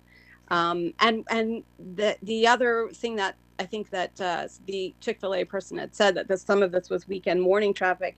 For this particular neighborhood, that intersection is kind of the gateway to the other side of Fairfield. So for Black Rock Turnpike, for the university area, this is how you get to that area of town. And I think vice versa. So this would significantly impact the connectivity between the two neighborhoods. And I think it's really important for local traffic. This becomes, becomes a complete obstacle. It really changes the character of the town in so very many ways. And I really think you should consider that. So thank you for hearing me out. Great, thank you very much. We had a Rob next signed up. Hear me? Yes. Can you state your full name? Yes, this is Robert Landis. I live on Davis Road in Fairfield. I've lived here about 22 years in different parts of town. And I have some personal experience with Chick-fil-A. I've never gone to one, but I've had the frequent visits to Katy, Texas, which is part of Houston, where there's a Chick-fil-A. And I think one thing we have to take into account here is human behavior, in the sense that once people decide they're going to go to Chick-fil-A, they're going to stay in that line and they're going to do whatever they can to get there. I've seen it in Katy, Texas, where lines go down the street, block one lane of traffic for literally car lengths of 20 cars at a time. They will not budge. They stay in line. They feel it's their right to go to Chick-fil-A no matter what. And I think that's something we have to take into account, is the human behavior aspect that's going to change, that's going to come up with the lines, the traffic, etc. Okay, excellent. Thank you for your comments. Thanks.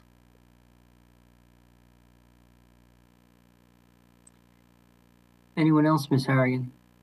I don't have anybody else. Yes, this is Daniel Mann. I'm on my cell phone. Am I able to make a comment? You are. Yes, please. Can you please Wonderful. repeat your Thank name? you so much. Yeah, Yes, that'd be helpful. thank you, everyone. My name is Daniel Mann. I'm the property owner at 1 Elliott Place, which is immediately next door to this site. My question is actually for the commission. What authority does this commission or any other agency in town have to enforce a lot of the specifics that Chick-fil-A has presented, i.e., with traffic congestion, bringing out more employees to make sure people are not overflowing Elliott Place, to enforce, they said they weren't going to build anything else on the site. You know, how are we going to make sure that they live to those standards if this does get approved? And what recourse would we have in the community to you know, keep them to their word? Sure. And as a general proposition, you know, we don't do a question and answer session with the commission, but you know, it's an easy question to answer, which is the zoning enforcement officer. So if there are violations of the zoning regulations or an approved development or a site plan or other you know, improprieties that are not inconsistent with you know, an application or a grant, then you make a complaint to the town plan and zoning office, and the zoning enforcement officer takes that up with the you know, with the tenant, the landowner, or what have you, and then from there, you know, it can be enforced in court. So that's the short answer to that question. Understood. And if they're going above and beyond with the parking issues that everyone's talking about, I'm sorry, the traffic issues that everyone's talking about here, would that be considered a zoning violation, or is that just, hey, they're going above what they thought they were going to do? Well, they're not telling us what they're going to do. They're estimating traffic counts. So that's the issue. So yeah. Okay. Do you have any other comments?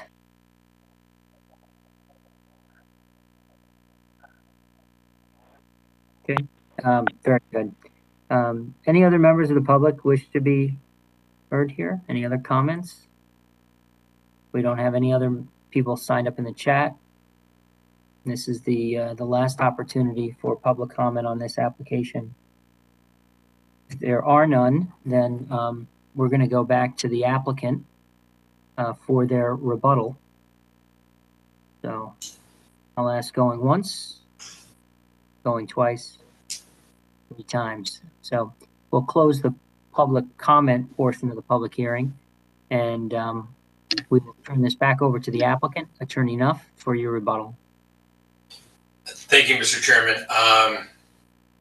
You know, we haven't heard anything all that difficult to refute, but there have been some preposterous claims, frankly, and there are a lot of things that we need to reply to. We're not terribly alarmed about any of them, but I mean, it is 9:48. We've heard from Attorney Green and the public for nearly 2 hours. I think it would be, you know, we certainly don't want to prolong the process, but I think that the applicant and the commission and the process and maybe a superior court deserves an opportunity for a thorough, clear, concise, deliberative written response to everything that we've heard tonight. Because I don't think the claims are going to hold up under scrutiny, but we want the opportunity to actually dig into the details and provide the commission with those details. You know, you had a really comprehensive and thorough discussion regarding the PISA-CO application earlier this evening, and it just struck me that, you know, perhaps having kept the hearing, if you could have kept the hearing open, that a lot of the questions and concerns that the commission raised, you know, rightfully so, in that application could have been answered if the hearing had been kept open. So, you know, I don't think that, as I said, that Attorney Green or his expert has raised anything that terribly alarms us. I think they have relied upon conjecture, some hyperbole. So I think I can stop you there if you like. I have no issues with continuing the public hearing for your rebuttal at our next meeting. Okay. You're I think entirely correct that we've just had 2 hours of public comment and various evidence that's been introduced, and even if you had the chance to consider all of that, you don't have enough time to respond to all of it in 8 minutes, given the time that we have left this evening. Understood. So I have no issues with adjourning the hearing until our next, keeping the hearing open until our next meeting. Now, Mr. Wendt, do we need any kind of extension on the? We do. I have two questions for Attorney Nuff. Well, firstly, as the chair just alluded to, we needed an extension to get to here. We weren't specific date-wise. We still have time within the statutory extension period to carry us to the next meeting, but you would have to authorize that. So I'm presuming you are willing to do so. And secondly, more personally, I guess I just need to, are you available tomorrow morning so we can kind of get an idea of what kind of time budget we might need with respect to hearing schedules? First, yes, you have our consent for an extension of the time within which to close the public hearing. Yeah, I have a couple of things in the morning. Probably 10:30, 10:45 would be a good time, but I think our team needs an opportunity to dig into some things. Yeah, absolutely. All right, very good. Well, we will coordinate subsequent to this meeting. That's all I need, Mr. Chairman. Right, and Attorney Nuff, don't feel like you need to. I mean, in a reasonable time that you should have a reasonable time to understand what you need to do and how long you're going to need to do it in response to the office's request for a time budget. We should also be mindful that next hearing is October 26th, and then that will push us past, I believe, Election Day for our next meeting on November 9th. So I think that may be the last one. So we got to finish the next meeting. Mr. Wendt, am I looking at that properly? Yes, the last meeting of the commission as it's presently constituted would be November the 9th. Right, perfect. Okay, very good. Attorney Nuff, anything further? No, I mean, at the risk of belaboring this, I'm candidly troubled by some of the characterizations by the opposition testimony. I would just hate for the commission to, sit and let, for the next 2 weeks, some of the things percolate that we didn't count real world Chick-fil-A's. We did at the commission's request. In fact, not just one, but 2 of them. We're not we have this apples to oranges comparison of Norwalk to our site, wildly different locations. I mean, it's those sorts of things that are just sort of troubling that, you sort of sit here and obviously in this case on mute and with your video off, and it's extremely frustrating, and it's hard to wait those 2 weeks because we want to respond to so much, because we want to give the actual facts to the commission and not rely on these sort of conclusory words like chaos. Like, what does that mean? It's like, Enough. You're doing your rebuttal now or later. I mean, I appreciate the comments, but I mean, you asked for the time, we gave it to you. If we're done, let's call it a night. Okay, we'll call it a night. Thank you. Very good. With that, I keep this hearing open, and I'll adjourn the meeting for the evening. We'll see you next time, Attorney. Thank you, everyone. All right, good night.